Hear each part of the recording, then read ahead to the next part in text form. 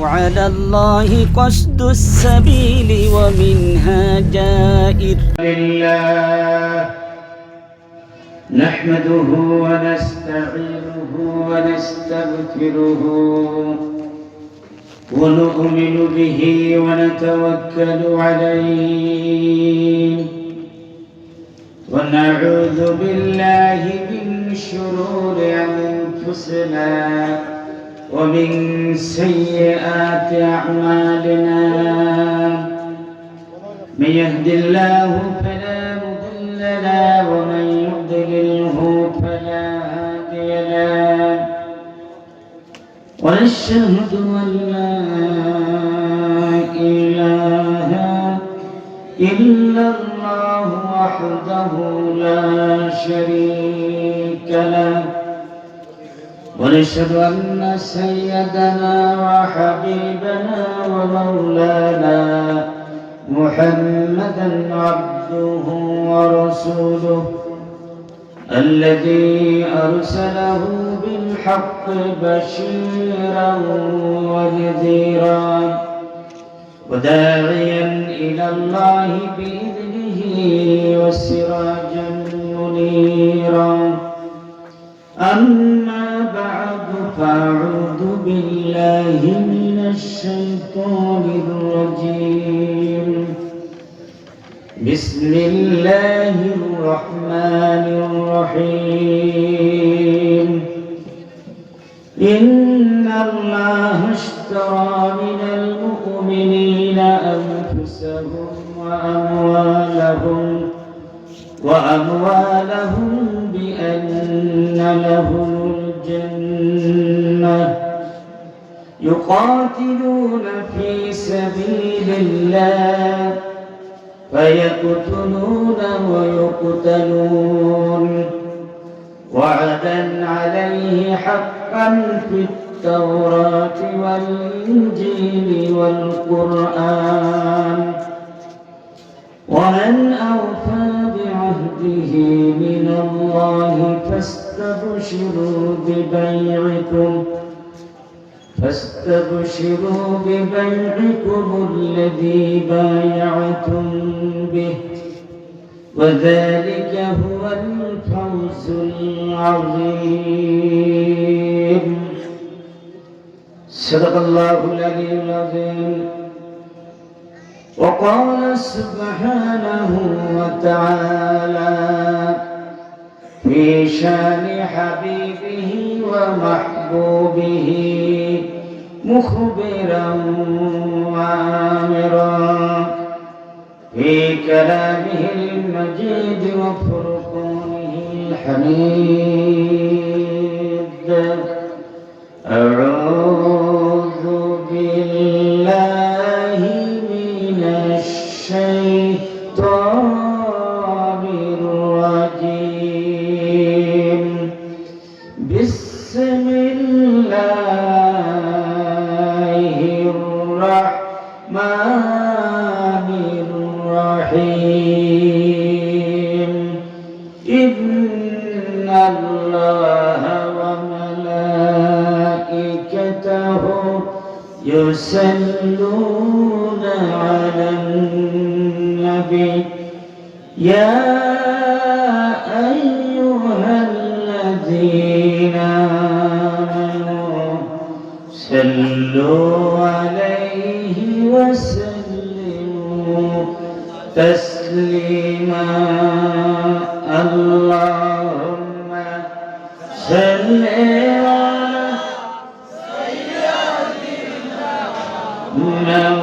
مولانا محمد وعلى آل سيدنا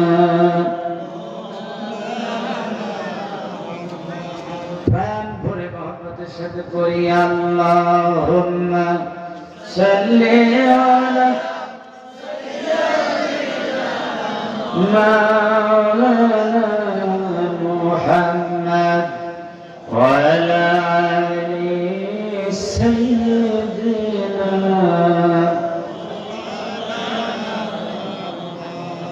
بلغ العلا بكماله كشف الدجى بجماله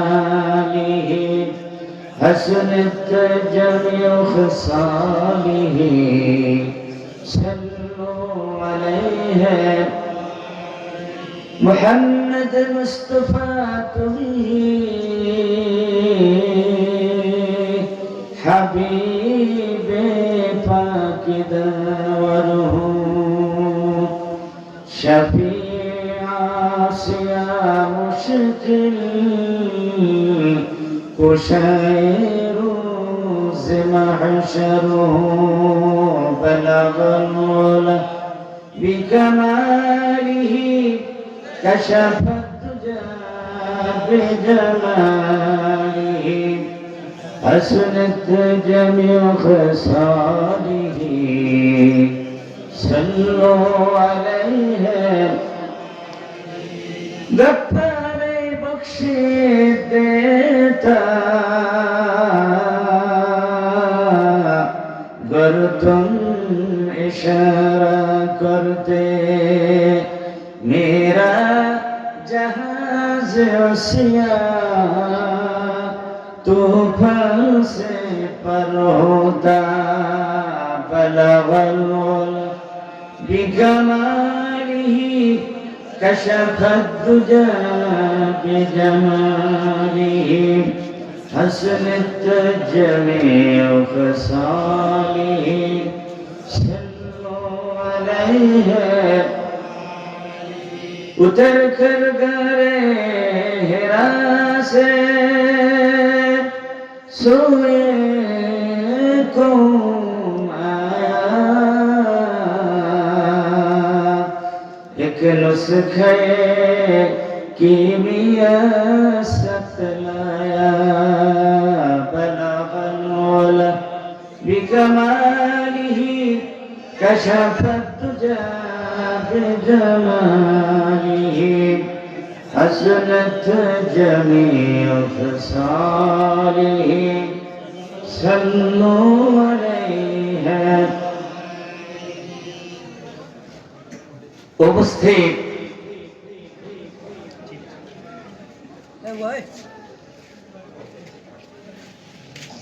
সক্রিয়া বিদ্যানগর ইসলামী জনকল্যাণ পরিষদ কর্তৃক আয়োজিত দক্ষিণ বাটাখালী বাইতুস সালাম জামে মসজিদ মাঠ প্রাঙ্গণে স্থানীয় কবরবাসী সালে সাহাবের উদ্যোগে উপলক্ষে দ্বিতীয় তাফসিরুল কোরআন মাহফিলের সম্মানিত সভাপতি বিশিষ্ট আলেম দ্বীন হযরত মাওলানা মোহাম্মদ রুহুল কাদের কুতুবী খতিব দক্ষিণ বাটাখালী বাইতুস সালাম জামে মসজিদ আজকের মাহফিলে আলোচনা পেশ করেছেন বিশিষ্ট আলেম দ্বীন তরুণ ইসলামী চিন্তাবিদ বাংলাদেশ টেলিভিশন বেতার ধর্মীয় আলোচক হযরত মাওলানা ইনামুল হক ইসলামাবাদী সাহেব। আলোচনা পেশ করেছেন হযরত মাওলানা ইহসানুল হক সাইদি সাহেব, সহ সুপার মাতামহুরি দাখিল মাদ্রাসা চকরিয়া।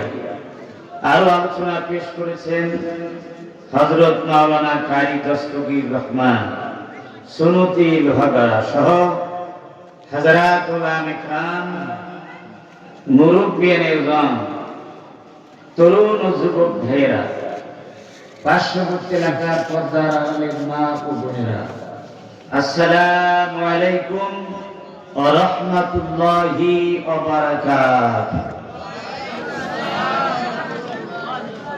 মহান রব্বুল ইজ্জাত ওয়াল জালালের শাহী দরবারে আমরা অত্যন্ত বিনয়ের সাথে হৃদয় নিংড়ানো ভালোবাসা উজাড় করে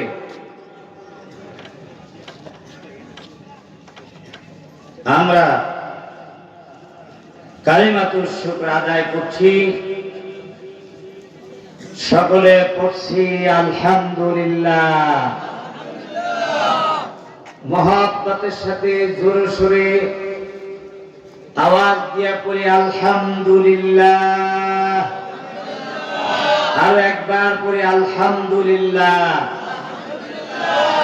রব্বানা লাকাল হামদ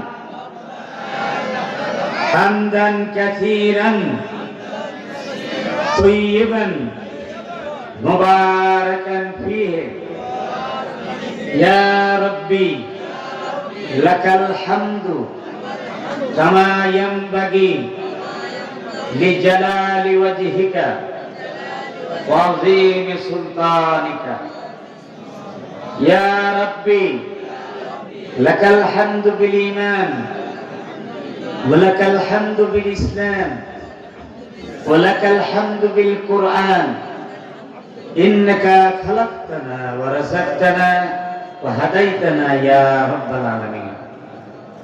সম্মানিত হাজিরিন, আমরা আমাদের মহান স্রষ্টা, মহান সৃজনকারী, লালনকারী, শাসনকারী, বিশাল আকাশের মালিক, বিস্তীর্ণ জমিনের মালিক, জিন ইনসানের মালিক, কুল কায়নাতের মালিক, যিনি রাজাধিরাজ, মহারাজ, সম্রাটের সম্রাট, গোটা কুল কায়নাতের একচ্ছত্র অধিপতি, যিনি আরশে আজিমের অধিপতি, সেই মহান আল্লাহ পাকের দরবারে আমরা হৃদয় নিংড়ানো ভালোবাসা উজাড় করে আমরা কালিমাতুশ শুকর আদায় করে নিয়েছি আলহামদুলিল্লাহ। অসংখ্য অগণিত দরুদ সালাম মানবতার মুক্তির দূত, মানবতার মুক্তির দিশারি, সমস্ত জিন ইনসানের কুল কায়নাতের জন্য যিনি রহমত, রাহমাতুল লিল আলামিন, শাফিউল লিল মুযনিবিন জনাব মুহাম্মদ রাসূলুল্লাহ সাল্লাল্লাহু আলাইহি ওয়াসাল্লামের শানে আমরা দরুদ পেশ করেছি সাল্লাল্লাহু আলাইহি ওয়াসাল্লাম। আমরা স্মরণ করছি শ্রদ্ধার সাথে, সম্মানের সাথে, হৃদয়ের গহীন থেকে সেই সমস্ত নিবেদিত প্রাণ ইসলামের জন্য যারা আবহমান কাল থেকে আজ পর্যন্ত যুগে যুগে যারা আল্লাহর বিধান, আল্লাহর এই জমিনে কায়েম করার জন্য, আল্লাহর কালিমাকে বুলন্দ করার জন্য, কোরআনের রাজকে প্রতিষ্ঠা করার জন্য যারা জান এবং মালের কুরবানি দিয়ে যারা আল্লাহ পাকের দরবারে ত্যাগ ও কুরবানির স্বাক্ষর রেখেছেন, যারা তাজা রক্ত ঢেলে দিয়ে শাহাদাতের নজরানা পেশ করেছেন, সেই সমস্ত নিবেদিত প্রাণ শুহাদা ইকরাম, মুজাহিদিন ইকরামদেরকে আমরা শ্রদ্ধা ভরে স্মরণ করছি। আল্লাহ সুবহানাহু ওয়া তাআলা তাদেরকে সর্বোচ্চ মকাম জান্নাতের ভিতরে দান করুন। সকলে বলেন আল্লাহুম্মা আমিন। সম্মানিত হাজিরিন, আপনারা সবাই কেমন আছেন? সবাই ভালো? আজকের মাহফিলে এসে খুশি হলেন না বেজার? অল্প খুশি না বেশি? কারা কারা বেশি খুশি হয়েছেন? সবাই আমরা খুশি হয়েছি, ঠিক না? কারণ এইটা হচ্ছে পৃথিবীর আকাশের নিচে জমিনের উপরে শ্রেষ্ঠতম মাজমা, শ্রেষ্ঠতম সমাবেশ, বরকতপূর্ণ সমাবেশ। যেই সমাবেশে, যেই মজলিসে একজন গুনাহগার আসলে নেককারে পরিণত হয়ে যায়, একজন জাহান্নামী মানুষ আসলে জান্নাতি মানুষে পরিণত হয়ে যায়, একজন মানুষ পথ হারা মানুষ আসলে সে সঠিক পথের দিশা পায়, আল্লাহওয়ালা হয়ে যায়। ঠিক না? তাহলে এই মাহফিল আমাদের জন্য দুনিয়ার সবচাইতে সেরা মাহফিল, সেরা সমাবেশ, জান্নাতি সমাবেশ। এর চাইতে আর আনন্দময় সমাবেশ কিছুই হতে পারে না, যেখানে সরাসরি আল্লাহ কোরআন থেকে আলোচনা হয়। মহান আল্লাহ রাব্বুল আলামিন বলেছেন, কুল বিফাদলিল্লাহি ওয়া বিরহমাতিহি ফালিযালিকা ফালিয়াফরাহু। হে নবী, আপনি বলে দিন, আল্লাহর অনুগ্রহ, আল্লাহর দয়া পেয়ে তারা যেন আনন্দিত হয়, খুশি হয়। আল্লাহর দয়া হলো আল্লাহর কোরআন, আল্লাহর দয়া হলো কোরআন বুঝার যোগ্যতা এবং শক্তি।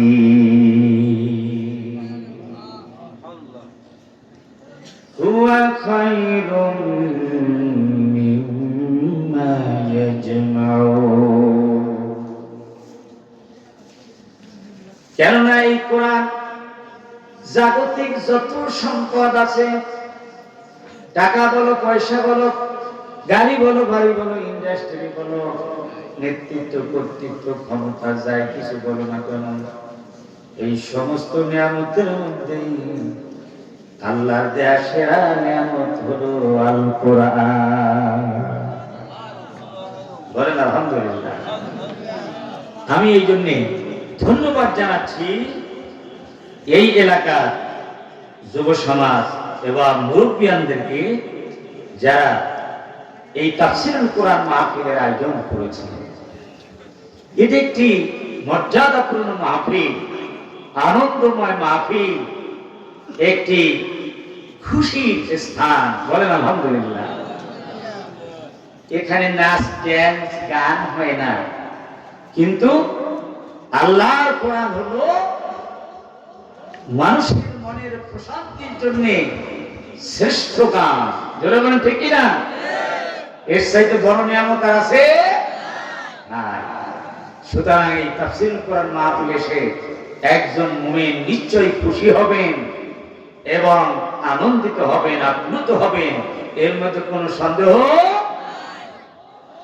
মহান আল্লাহ রাব্বুল আলামিন বলেন, ওয়াযাক্কির ফাইন্নায-যিকরা তানফাউল মুমিনিন।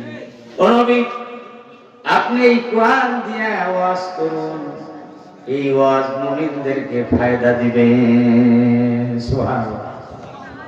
ওয়াজ কাদেরকে ফায়দা দিবে? মুমিনদেরকে। আমরা যেন এই কোরআন থেকে ফায়দামান হতে পারি, কিছু শিখতে পারি। সকল বলেন আল্লাহুম্মা আমিন।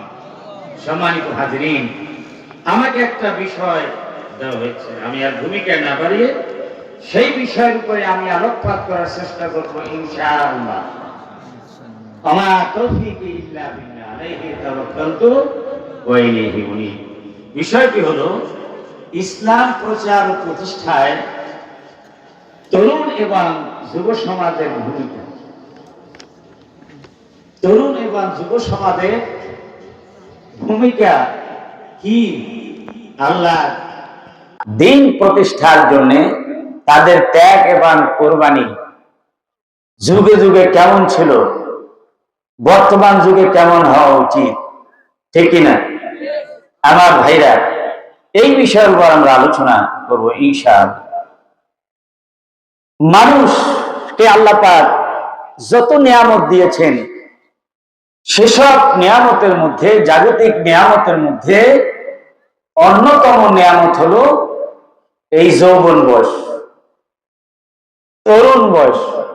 যারা আমরা বয়স্ক হয়ে গেছি, তারা মনক্ষুণ্ণ হওয়ার কোনো কারণ নাই। আমরাও কিন্তু এই যৌবন বয়সটা পেরিয়ে আসছি। জোরে বলেন ঠিক কিনা?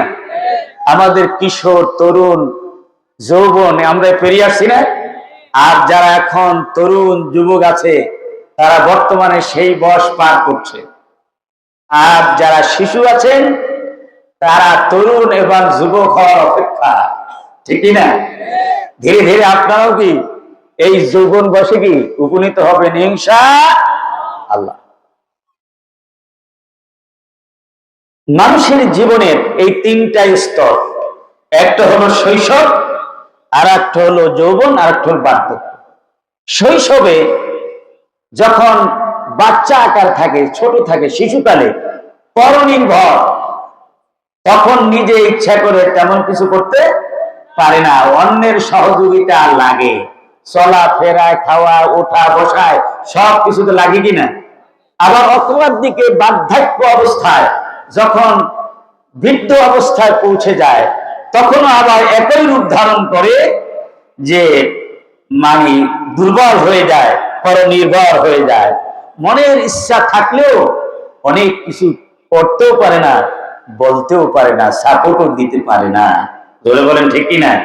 কথায় বলে গাছ পাকলে হয় সার, আর মানুষ পাকলে হয় অসার।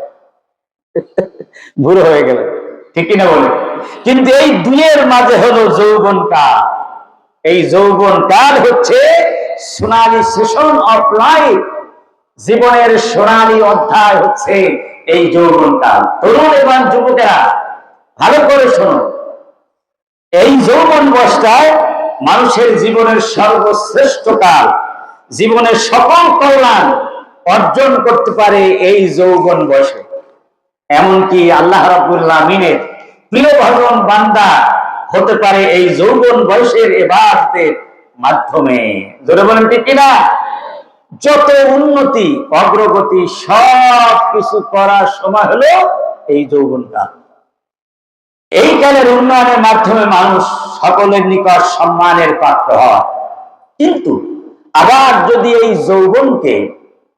যৌবনের যদি অপব্যবহার করে, তাহলে নিয়ে আসে তার জীবন অভিশাপ, আযাবের দ্বার প্রান্তে পৌঁছে যায়, তার জীবন ধ্বংস হয়। একাই ধ্বংস হয় না, পরিবার ধ্বংস করে, মা বাপের নাম জীবনের জন্য ক্ষুণ্ণ করে দেয়, সমাজকে ধ্বংস করে, রাষ্ট্রকে ধ্বংস করে। জোরে বলেন ঠিক কিনা? আমরা বিগত সময় দেখেছি, ফ্যাসিবাদের দোসর যে সমস্ত তরুণ এবং যুবক ছিল, তারা মানে শিক্ষা প্রতিষ্ঠানগুলিতে যারা তাওহীদবাদী যুবক ছিল, তাদের উপরে স্টিম রোলার চালিয়েছিল। জোরে বলেন ঠিক কিনা? নির্যাতন, নিপীড়নের স্টিম রোলার চালিয়েছিল, কারণ তাদের ভিতরে চরিত্র ছিল না, আল্লাহর ভয় ছিল না, তারা পারিবারিক শিক্ষা পায়নি, কোরআনের শিক্ষা পায়নি, বাস্তব শিক্ষা পায়নি। সেই জন্য জোরে বলেন ঠিক কিনা? সুতরাং আজকে এই তরুণ এবং যুবকদেরকে জাগতে হবে। তরুণ এবং যুবকেরা যদি জাগে, তাহলে পরিবার জাগবে, সমাজ জাগবে, রাষ্ট্র জাগবে। জোরে বলেন ঠিক কিনা? আর তরুণ আর যুবক যদি ঘুমায়, তাহলে সমাজ ঘুমিয়ে পড়বে, রাষ্ট্র ঘুমিয়ে পড়বে। আমরা কি সমাজ আর রাষ্ট্র ঘুমিয়ে পড়া রাষ্ট্র চাই? পিছিয়ে পড়া রাষ্ট্র চাই? আমরা কি চাই? যে রাষ্ট্র, যে সমাজ দুনিয়ার উপরে মাথা তুলে মানে দাঁড়াতে পারবে, সেরকম একটা সমাজ এবং রাষ্ট্রের স্বপ্ন আমরা দেখছি। জয় বলেন ঠিক কিনা? সুতরাং সেই স্বপ্ন বাস্তবায়িত হবে তরুণ এবং যুব সমাজের ত্যাগ ও কোরবানির মাধ্যমে। কথা ঠিক কিনা? এই জন্য পৃথিবীর যত গুরুত্বপূর্ণ দায়িত্ব তরুণ বয়সী এইটা পালন করতে হয়, এবং আল্লাহর বিধান। সুবহানাল্লাহ, বলেন সুবহানাল্লাহ।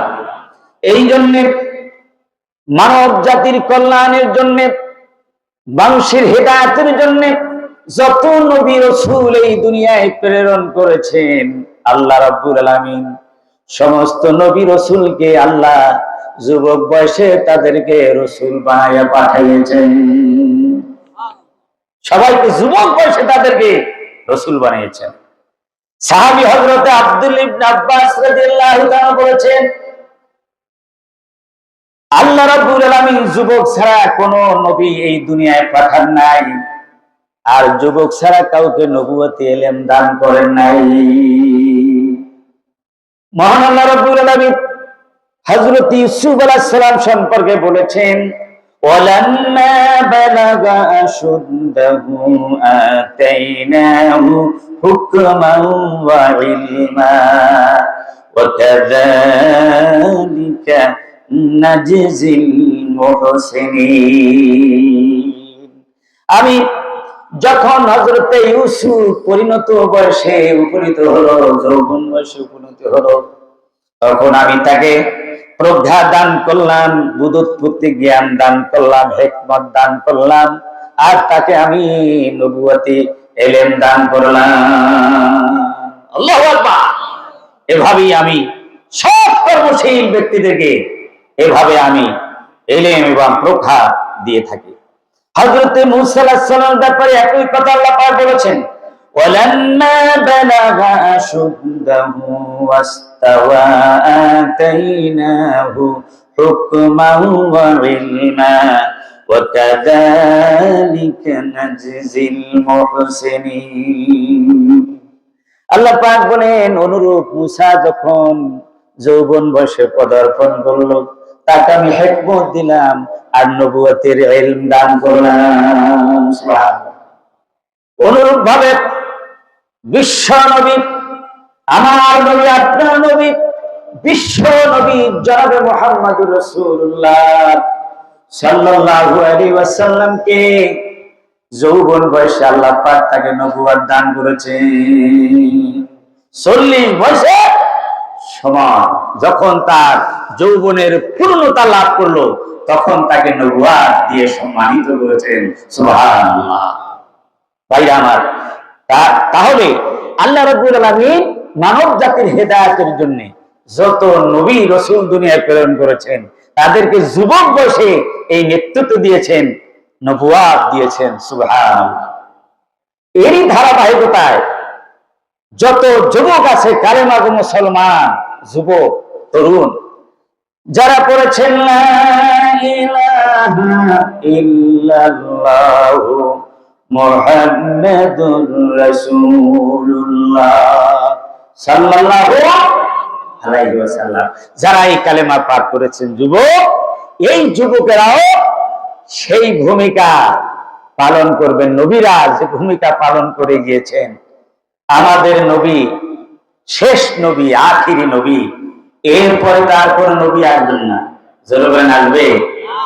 খাতমুন নবী না, আমাদের নবী শেষ নবী, খাতমুন নবী, ওনার পরে আর কোন নবী আসবে না। কিন্তু এই নবী আলা কাজ, আল্লাহর দ্বীনের দাওয়াত, আল্লাহর দ্বীন কায়েমের এই দায়িত্ব সমস্ত উম্মতে মুহাম্মাদের উপরে দিয়ে গেছেন। বিশেষভাবে তরুণ এবং যুবকদেরকে অগ্রণী ভূমিকা পালন করতে হবে ইনশাআল্লাহ। রাজি আছে ইনশাআল্লাহ যুবকেরা? কারা কারা রাজি আছে ইনশাআল্লাহ? আল্লাহু আকবার। নারে তাকবীর। আল কোরআনের আলো, আল কোরআনের আলো, আল হাদিসের আলো। ভাইরা আমার, এই যৌবন বয়সে 4টি জিনিসের পূর্ণতা লাভ করে মানুষের চিন্তা শক্তি, থিঙ্কিং পাওয়ার, উইল পাওয়ার, চিন্তা শক্তি, পাওয়ার অফ সোল, মনন শক্তি, এবং ওয়ার্কিং ক্যাপাসিটি, কর্মশক্তি। এই 4টি জিনিস পূর্ণতা লাভ করে। এই 4টি জিনিসের পরিপূর্ণতা লাভ করার কারণে আর সকল কার্যগুলি সুন্দরভাবে সব সুসম্পন্ন করতে পারে। এই জন্য যৌবন বয়সটা হলো অত্যন্ত গুরুত্বপূর্ণ বয়স। আর এই বয়সের ইবাদত বন্দেগী আল্লাহর দরবারে অনেক গুরুত্বপূর্ণ, অনেক মর্যাদা। সুবহানাল্লাহ। একটু দরুদ পড়েন, একটু জিকির করেন, লা ইলাহা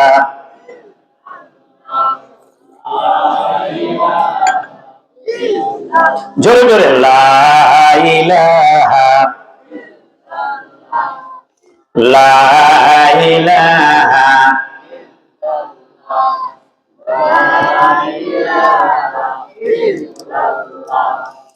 লা ইলাহা, আরো জোরে, লা ইলাহা ইল্লাল্লাহু মুহাম্মাদুর রাসূলুল্লাহ। যৌবন বয়সের ইবাদত পয়গম্বর ইবাদতের মতো খুব দামি ইবাদত। এই জন্য কবি বলেছেন, দরজাওয়ানি তওবা করদম শিওয়ায়ে পয়গম্বরি, দরজাওয়ানি তওবা করদম শিওয়ায়ে পয়গম্বরি, वक्त पीरी गुर्ग जाने निशावद परहेजगा।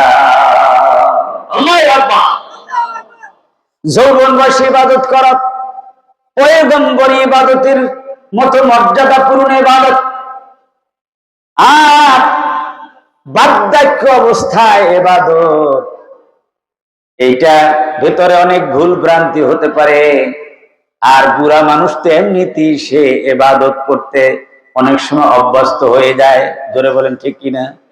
কারণ যখন সে রিটায়ার হয়ে যায়, টায়ার থেকে রিটায়ার, ঠিক না? যখন দুর্বল হয়ে যায়, তখন দুনিয়ার আর তো কিছু করার তার আর কোনো কি নাই, সুযোগ নাই। তখন সে মসজিদের কোণায় বসে এতে কাজ করে আর আল্লাহ আল্লাহ করে, কোরআন শরীফ পড়ে যে কেরাজকার করে, ঠিকই না? কিন্তু যুব মানুষ, যুব, সে ব্যবসা বাণিজ্য করে, চাকরি বাকরি করে, রাজনীতি করে, মানে কত কিছু করে, দুনিয়ায় সব জায়গায় তার যেতে হয়। আর যৌবন ভ্রষ্ট হলো এমন একটা মানে সময়, উচ্ছৃঙ্খলতার সময়। সেই সময় প্রতিনিয়ত প্রতি মুহূর্তে মাইন্ড পরিবর্তন হয়ে যায়। তাকে ট্যাকেল দেওয়া, কন্ট্রোল করা খুবই কষ্টের ব্যাপার। জোরে বলেন ঠিকই না? এই জন্য হাদিস শরীফে এসেছে, আশ-শাবাবু শাওবাতুন মিনাল জুনুন, যৌবন ভ্রষ্ট হচ্ছে একটা পাগলামির অংশ। পাগলে কি না কয় আর ছাগলে কি না খায়। এই ছাগল যখন পথ দিয়ে হাঁটে, যেটা খাইতে পারে সেইটার উপরটা চাটা মারে জিভে দিয়ে, আর যেটা পারে না, এমনকি কাটা, তার উপরেও মারে। জোরে বলেন ঠিকই না? মানে হিতাহিত জ্ঞান নাই। জ্ঞান আছে? জ্ঞান নাই। ঠিক যৌবন বয়সটা শয়তান এবং তার নফস তাকে প্রতিনিয়ত এভাবে তাকে ভালো থেকে ডাইভার্ট করে খারাপের পথে নিয়ে যায়।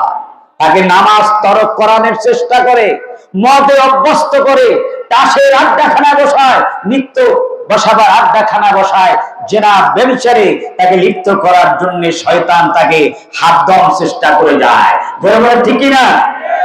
কিন্তু সেখান থেকে নিজের নফসকে কন্ট্রোল করে সত্য পথে রাখা, আল্লাহর দ্বীনের পথে রাখা, ইবাদত বন্দেগীর ভিতরে আটকিয়ে রাখা, এটা চারটিখানি ব্যাপার নয়। এটা সহজ না কঠিন? সহজ না কঠিন? কঠিন বলেই তার ইবাদতের এত দাম। পয়গম্বর ইবাদতের সমান। নবীজি বলেছেন, শাবুন নাশাফি ইবাদাতিল্লাহ। নবীজি বলেছেন, কিয়ামতের ময়দানে আল্লাহ রাব্বুল আলামিন দয়া করে কঠিন হাসরের ময়দানে, যেদিন চতুর্থ আসমানের সূর্যটা মাথার কাছে এসে যাবে, সূর্যের খরতাপে মানুষের মগজ টকবক করে ফুটতে থাকবে, হাউজে কাউসারের পানি ছাড়ার কোনো পানি থাকবে না, আরশে আজিমের ছায়া ছাড়া কোনো ছায়া থাকবে না। মানুষ আজ আজ বলে পানি পানি বলে চিৎকার করতে থাকবে। সেদিন আল্লাহ রাব্বুল আলামিন দয়া করে কিছু মানুষকে, আল্লাহর কিছু প্রিয় বান্দাকে আরশে আজিমের নিচে ছায়া দান করবেন। তাদের মধ্যে এক নাম্বার হলো ন্যায় বিচারক, ন্যায় বিচারক, ন্যায় পরায়ণ শাসক, ন্যায় পরায়ণ বাদশাহ, ন্যায় পরায়ণ দায়িত্বশীল, ন্যায় পরায়ণ শাসক। দ্বিতীয় নাম্বারে যার নাম বলা হয়েছে, সে হলো ওই যুবক, যেই যুবক তার যৌবন বয়সটাকে আল্লাহর ইবাদতে কাটিয়ে দিয়েছে। বলেন আলহামদুলিল্লাহ। ও যুবক, ও তরুণ, এই বয়সে যদি তুমি তোমার মাথাটা ঠুকিয়ে সিজদায় পড়ে 2 ফোঁটা চোখের পানি ফেলে দিতে পারো, এই 2 ফোঁটা চোখের পানি জাহান্নামের আগুন নির্বাপিত করার জন্য অনেক শক্তিশালী হবে। বলেন আল্লাহু আকবার। তরুণ এবং যুবকদের ইবাদতের এত দাম, যে তরুণ বয়সে, যুবক বয়সে রাতের আধারে উঠে তুমি যদি 2 রাকাত সালাত ও তাহাজ্জুদ পড়তে পারো, তোমার এই তাহাজ্জুদের দাম অনেক অনেক বেশি। আল্লাহ পাক দয়া করে, মায়া করে তোমাকে আরশে আজিম নিচে ছায়া দান করবেন। বলেন আলহামদুলিল্লাহ। এসো হে তরুণ, এসো হে যুবক, আল্লাহর আরশের নিচে ভিআইপি মেহমান হওয়ার জন্য রাজি আছেন ইনশাআল্লাহ? এই শীতের সিজনে ইবাদতের ভরা মৌসুম, এইটা হচ্ছে কি যে আশিতাউ রবিউল মুমিন। হাদিস শরীফের ভিতর আছে শীতকাল হলো মুমিনদের জন্য বসন্তকাল। আমাদের বাংলাদেশে ষড় ঋতুর দেশ, এই দেশে একটা বসন্তকাল আছে, আছে না নাই? এখন ষড় ঋতুর একটা কাল চলছে, এটা কোন কাল? শীতকাল। এরপরে আসবে বসন্ত কাল। ফাল্গুন আর চৈত্র হলো কি বসন্তকাল, ঠিক না? কিন্তু মুমিনদের জন্য বসন্তকাল হচ্ছে এই শীতকাল। সুবহানাল্লাহ বলেন। কেন? যে নাহারুহু কাসীরুন, দিবসটা হলো ছোট, লাইলুহু তাওয়ীলুন, আর রাত হলো লম্বা। তাহলে ফায়দাটা কি? দিনের বেলা সে নফল রোজা রাখতে তার সহজ, আর রাতের বেলা সে দীর্ঘ রাত জেগে ইবাদত করতে তার সহজ হয়ে যায়। সুবহানাল্লাহ, সুবহানাল্লাহ, সুবহানাল্লাহি বিহামদিহি, সুবহানাল্লাহিল আযীম। তরুণেরা, যুবকেরা, এই শীতকালে ইবাদত করো। এই কবরবাসীর ইসালে সওয়াবের জন্য মাহফিল, ঠিক না? আমার দাদা, আমাদের বাপ মা, ভাই ব্রাদার, বন্ধু বান্ধব, চাচা জ্যাঠা, মুরব্বী, পূর্বপুরুষ, তারা কবরে শুয়ে গেছে। তাদের ইসালে সওয়াবের জন্য আজকের এই মাহফিল আয়োজন করা হয়েছে। আমরা প্রাণ খুলে তাদের জন্য দোয়া করব। কিন্তু আমি, আপনি সবাই মারা যাব কিনা? আজকের যে তরুণ, আজকের যে যুবক, তুমিও বৃদ্ধ হয়ে যাবা, তুমিও মারা যাবা, কিন্তু বলতে পারো না যে বৃদ্ধ হয়েই তুমি মৃত্যুবরণ করবে। তরুণ যুবক অবস্থায় মানুষ মারা যায় কিনা? তাহলে মৃত্যুকে সব সময় আমাদের ভয় করতে হবে। তরুণ অবস্থায় ভয় করতে হবে, যৌবন অবস্থায় কি? কারণ কোন শক্তি, টাকা পয়সা দিয়া, কোন কলা কৌশল, বুদ্ধি দিয়া মৃত্যুর হাত থেকে রেহাই পাওয়া যাবে না। সুতরাং তরুণেরা, আসলে এই শীতকালে মানে রোজা রাখো। সাপ্তাহিক রোজা 2টা, সোমবার আর বৃহস্পতিবার। আমার নবীজি রোজা রাখেছেন, সুবহানাল্লাহ। আর মাসিক রোজা 3টা, আইয়ামে 20, চাঁদের 13, 14, 15 তারিখ। এগুলি রাসূলের সুন্নাহ। আর রাত জেগে 2 রাকাত 4 রাকাত যা পারো সালাত আদায় করো। মুরব্বী যারা আছেন, মুরব্বীরা, তারা তো করেনি, কিন্তু যুবকদেরও করতে হবে ইনশাআল্লাহ। ওই তরুণ, ওই যুবকেরাই আল্লাহর দ্বীন প্রতিষ্ঠার জন্য, কোরআনের রাজ কায়েমের জন্য ভূমিকা রাখতে পারবে। যারা রাত জেগে আল্লাহর ইবাদত করে, আল্লাহর কুদরতি কদমের সামনে সিজদায় পড়ে, চোখের পানি ফেলে দিয়ে নিজের জন্য, পরিবারের জন্য, সমাজের জন্য, রাষ্ট্রের জন্য যারা কাঁদে, সেই যুবকেরাই ময়দানে ভূমিকা রাখতে পারে। সুবহানাল্লাহ, ঠিক কিনা? এরা হচ্ছে দিনের বেলা যোদ্ধা আর রাতের বেলা রহবান। সুবহানাল্লাহ। ভাইরা আমার, এই জন্য নবীজি বলেছেন, ওয়াশাবুন নাশাফি ইবাদাতিল্লাহ। ওই তরুণ এবং যুবক যুবতী যারা তাদের যৌবন বয়সটাকে হেলায় ফেলায় নষ্ট না করে মদের আড্ডাখানায়, তাসের আড্ডাখানায়, ক্যারাম বোর্ড খেলায়, মোবাইলে গেম খেলে খেলে, এই তরুণেরা, যুবকেরা শোনো, আজকের সমাজের অবক্ষয়, ধ্বংস হচ্ছে অনেক জিনিসের মাধ্যমে। তার মধ্যে অন্যতম হলো টাচ মোবাইল, ঠিক কিনা বলেন? আজকে টাচ মোবাইল ঘরে ঘরে পৌঁছে গেছে তরুণ তরুণীদের হাতে। চরিত্র বিনষ্টকারী সবচেয়ে বড় একটা মাধ্যম হলো এই টাচ মোবাইল। আমাদের তরুণদেরকে, যুবকদেরকে এর থেকে দূরে রাখা উচিত। এই মোবাইল বলবেন, হুজুর মোবাইল ব্যবহার না করতে পারছি না। এটা এমন একটা সামাজিক মাধ্যম, ডিজিটাল যুগে অনেকেই আমরা এর উপরে মানে অনেকটা কি হয়ে গেছি, নির্ভরশীল হয়ে গেছি, ঠিক কিনা বলে? তবে আমি পরামর্শ দিব, এটা ব্যবহার করতে হবে কিরকম। ডাকাতের হাতে যদি ছুরি যায়, তাহলে ভালো মানুষও মৃত্যুবরণ করতে পারে। ডাকাইতে ছুরি মাইরা টাকার জন্য তাকে মাইরে ফেলায়, জোরবান ঠিক না? কিন্তু এই ছুরিটা যদি অভিজ্ঞ ডাক্তারের হাতে যায়, তবেই হাজির, অভিজ্ঞ ডাক্তারের হাতে এই ছুরি গেলে মৃত্যু যাত্রী, মৃত্যু প্রায়, মৃত্যু উন্মুখ একজন অসুস্থ রোগীকে পেট কেটে অপারেশন করে তাকে ভালো বানাতে পারে আল্লাহর ইচ্ছায়, বলেন ঠিক কিনা? সুতরাং মোবাইল যদি ব্যবহার করতে চাও তাহলে ডাক্তারের ভূমিকা অবতীর্ণ হও। যেটা প্রয়োজন শুধু সেইটুকু আমি কাজ করব, এর বাড়তি আমি কাজ করব না। রাজি আছেন ইনশাআল্লাহ? তাহলে মোবাইলের সঠিক সদ্ব্যবহার হবে। নবীজি বলেছেন, এক তরুণেরা, যুবকেরা, তোমাদের তরুণ বয়সটা, যৌবন বয়সটা, এটা গোল্ডেন সেশন অফ লাইফ, তোমাদের জীবনের সোনালী অধ্যায়। এইটাকে তোমরা নিজেরা নিজেরা ধ্বংস করে দিও না। এগতানিম খামসান ক্বাবলা খামসিন শাবাবাকা ক্বাবলা হারামি।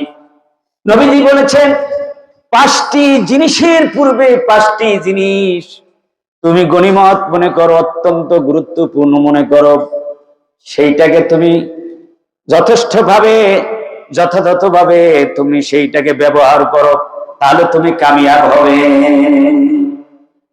5টি জিনিসের আগে 5টি জিনিস, তার মধ্যে সর্বপ্রথম বলেছেন এই যৌবন বয়সটা, শাবাবাকা ক্বাবলা হারামি, বার্ধক্য আসার আগে যৌবন। সুবহানাল্লাহ। দেখেন, আজ থেকে 30 বছর আগে, 25 বছর আগে আমরা যখন আলোচনা করেছি, আর এখন 25 বছর 30 বছর পরে আলোচনা করছি, আমি নিজেকে বলতে পারবো যে কি রকম আমার কাছে লাগে, ঠিক না? যে 25 বছর আগে যখন যৌবন ছিল, তরুণ ছিলাম, তখন আমাদের মানে কথার মানে ওজন কিরকম ছিল, আর এখন আমরা ইচ্ছা করলেও সেই রকম আমরা কি বলতে পারি না। এইরকম একটা বয়স সকলে আসবে কিনা? জোরে বলে আসবে কিনা? আসবে। সুতরাং এই যৌবন বয়সটাকে ধীরে ধীরে যৌবনটা মানে আমরা মানে বুড়ার দিকে এগিয়ে যাচ্ছি না, বার্ধক্যের দিকে এগিয়ে যাচ্ছি, এরপরে আমরা মৃত্যুর দিকে এগিয়ে যাচ্ছি। কখন যেন আজরাইল আমাদের মাথার কাছে এসে যায় আর আমাদের ডাক পড়ে যায়, সমস্ত রঙিন স্বপ্ন সবগুলি ধূলিসাৎ হয়ে যাবে। ধরে বলেন ঠিক কিনা? আল্লাহ রাসূল বলেন, ইগতানিম খামসান ক্বাবলা খামসিন, 5টি জিনিসকে 5টি জিনিসের আগে তুমি গুরুত্ব দাও, গনিমত মনে করো। তার প্রথমই হলো যৌবন, বার্ধক্য আসার আগে। সিহহাতাকা ক্বাবলা সাকামি, অসুস্থতা আগে আগে মানে তুমি সুস্থতাকে তুমি গুরুত্ব দাও। ফারাগাকা ক্বাবলা শুগুলি, আর ব্যস্ততা আসার আগে তোমার অবসর টাইমটাকে তুমি গুরুত্ব দাও। গিনাকা ক্বাবলা ফাকরি, দারিদ্রতা আসার আগে ধনাঢ্যতা, তোমার এখন টাকা আছে, পয়সা আছে, এখন তুমি ভালো কাজে ব্যবহার করো, ঠিক না? তারপর কৃপণতা করো না, কারণ এক সময় তুমি কৃপণ হয়ে যেতে পারো, তোমার মানে সব ধন সম্পদ সব খুয়া যেতে পারে। হায়াতাকা ক্বাবলা মৌতিক, আর মৃত্যু আসার আগে জীবনকে তুমি গুরুত্ব দাও। সুবহানাল্লাহ। মানে এই হাদিসটি অত্যন্ত গুরুত্বপূর্ণ, লিখে রাখা উচিত। সুবহানাল্লাহ। ভাইরা আমার, সুতরাং তরুণদেরকেই বলছি, যুবকদেরকে বলছি, যুগে যুগে এই যুবকেরাই আল্লাহর দ্বীনকে বুলন্দ করেছেন, আল্লাহর কালেমাকে বুলন্দ করেছেন। প্রত্যেকটি যুগে নবীদের সাথী হয়ে, সহযোগী হয়ে এই যুবকেরাই আল্লাহর দ্বীন কায়েম করেছেন। সুবহানাল্লাহ। তাদের অবদানের কারণে, তাদের ত্যাগ এবং কুরবানির কারণে আমরা আবহমান কাল থেকে প্রত্যেক যুগের মানুষেরা সঠিক দ্বীনের দাওয়াত পেয়েছেন, সঠিক হেদায়েতের দিশা পেয়েছেন। আজ পর্যন্ত আমরা যারা এই হেদায়েতের দিশা পেয়েছি, এই উল্লেখযোগ্য তরুণ এবং যুবকদের ত্যাগ এবং কোরবানির কারণে, ঠিক না? আমরা ইতিহাসের পিছনের দিকে যদি একটু তাকাই, সৃষ্টির সূচনা লগ্ন থেকে আমরা দেখতে পাব প্রত্যেক যুগে এই তরুণরা ভূমিকা রেখেছে। সর্বপ্রথম এই পৃথিবীতে আল্লাহর দিন যিনি জীবনের ঝুঁকি নিয়ে আল্লাহর নবীর যিনি সাহায্য করেছেন, যিনি পালন করেছেন, তিনি হচ্ছেন হযরত আদম আলাইহিস সালামের ছেলে হাবিল। আল্লাহু আকবার। আর সর্বপ্রথম এই পৃথিবীতে যে অপরাধ করেছে, হত্যা যজ্ঞ চালিয়েছে, সর্বপ্রথম হত্যাকারী হচ্ছে আদম আলাইহিস সালামের অপর ছেলে কাবিল। হাবিল আর কাবিলের নাম শুনছেন তো? শুনছেন না? হাবিল কার ছেলে? আদম আলাইহিস ছেলে। আর কাবিল কার ছেলে? সে আদম আলাইহিস সালামের ছেলে। ঠিক না? তাহলে সর্বপ্রথম যিনি সত্যকে কায়েম করেছেন, সত্যের উপরে প্রতিষ্ঠিত ছিলেন, নবীকে সহযোগিতা করেছেন, তিনি হচ্ছেন হাবিল। আর যে দুনিয়ায় সর্বপ্রথম হত্যাযজ্ঞ শুরু করেছে, সে হচ্ছে কি? কাবিল। সুতরাং ভালো কাজের এই কিয়ামত পর্যন্ত যত মানুষ ভালো কাজ করবে, সত্যের উপর প্রতিষ্ঠিত থাকবে, ত্যাগ ও কোরবানি করবে, সকলের সওয়াব একটু একটু করে ওই হাবিলের আমল নামায় যাবে। সুবহানাল্লাহ। আর কিয়ামত পর্যন্ত যত হত্যা যজ্ঞ হবে, যত কতল কেতাল হবে অবৈধভাবে, সবগুলির একটা অংশ কাবিলের আমল নামায় যাবে। এই বিস্তারিত ঘটনা বলতে গেলে আমি সামনের কথা খুব কমই বলতে পারবো। তবে একটু বলি যে প্রথম এইরকম সিস্টেম ছিল, তখন তো কোনো মানুষ ছিল না। কোনো মানুষ ছিল? আদম আর হাওয়া ছাড়া আর কেউ ছিল? কিন্তু এই পৃথিবীতে আল্লাহ পাক মানুষ তৈরি করবেন হাজার হাজার, লাখ লাখ, কোটি কোটি। জোরে বলেন ঠিক কিনা? তা সেই তাদের দুইজনার থেকেই আসছে ধারাবাহিক ভাবে। প্রথমে আল্লাহ রাব্বুল আলামিনের বিধান ছিল যে একসাথে এক জোড়া সন্তান হতো। আদম আলাইহিস সালামের ঔরসে হযরতে হাওয়ার গর্ভে দুইজন সন্তান হতো। একজন হচ্ছে কন্যা সন্তান, আর একজন হচ্ছে কি? পুত্র সন্তান। তাহলে তখন বিবাহের প্রথা ছিল যে দুই জোড়া, প্রথম জোড়ার ছেলে আর দ্বিতীয় জোড়ার কন্যার সাথে বিবাহ দেওয়া হতো। দ্বিতীয় জোড়ার ছেলে প্রথম জোড়ার কন্যার সাথে বিবাহ হতো, আর প্রথম জোড়ার ছেলে দ্বিতীয় জোড়ার কন্যার সাথে কি বিবাহ দেওয়া কি হতো, এইভাবে অল্টারনেট করে। এখন হাবিলের সাথে যে কন্যাটা জন্মগ্রহণ করলো, তার নাম হচ্ছে লিওজা। সে ছিল একটু কালো বর্ণের, কুৎসিত। আর কাবিলের সাথে যে কন্যা সন্তানটি হলো, তার নাম আকলিমা। সে ছিল পরমা সুন্দরী। এখন সিস্টেম অনুযায়ী তো কি বিবাহটা কেমন হবে? কাবিলের সাথে যে হয়েছে, হাবিলের সাথে বউ হবে, ঠিক না? আর হাবিলের সাথে যে জন্মগ্রহণ করছে, সে কি হবে? কাবিলের বউ। এখন হাবিল তো এটা মেনে নিলেন, কিন্তু কাবিল মানতে পারল না। শেষ পর্যন্ত এই হিংসার বশবর্তী হয়ে কাবিল হাবিলকে হত্যা করলো। কোরআন কারিমে সূরা বাকারায় বিস্তারিত এর বর্ণনা আছে, আপনারা সেখান থেকে পড়ে নিবেন, তাফসীর সহ পড়ে নিবেন। সুতরাং সর্বপ্রথম আল্লাহর দ্বীনের উপরে যিনি প্রতিষ্ঠিত ছিলেন, শহীদ হলেন, তিনি হচ্ছেন কি? হাবিল। বলেন আল্লাহু আকবার। তিনি ছিলেন একজন তরুণ, তিনি ছিলেন একজন যুবক। ভাইরা আমার, হযরত ইব্রাহিম আলাইহিস সালাম মুসলিম মিল্লাতের পিতা, তিনি বৃদ্ধ অবস্থায় আল্লাহর কাছে দোয়া করলেন, শতবর্ষী এই বৃদ্ধ, আর তার স্ত্রী হলেন ৮৬ বছরের বৃদ্ধা। আল্লাহর কাছে দোয়া করলেন সন্তানের জন্য। আল্লাহ রাব্বুল আলামিন দোয়া কবুল করলেন, আর একজন সন্তান দিলেন, ধৈর্যশীল সন্তান। নাম হলো তার ইসমাইল। কি নাম? জোরে বলেন, কি নাম? ইসমাইল। এই ইসমাইল আলাইহিস সালাম তিনি তরুণ এবং যুবক। কিভাবে আল্লাহর দ্বীনের উপরে তিনি তার জীবনকে উৎসর্গ করেছেন, আল্লাহর হুকুমের সামনে নবীকে কিভাবে সহযোগিতা করেছেন। আল্লাহ রাব্বুল আলামিন হযরত ইব্রাহিম আলাইহিস সালামকে অনেকগুলি পরীক্ষা করেছেন।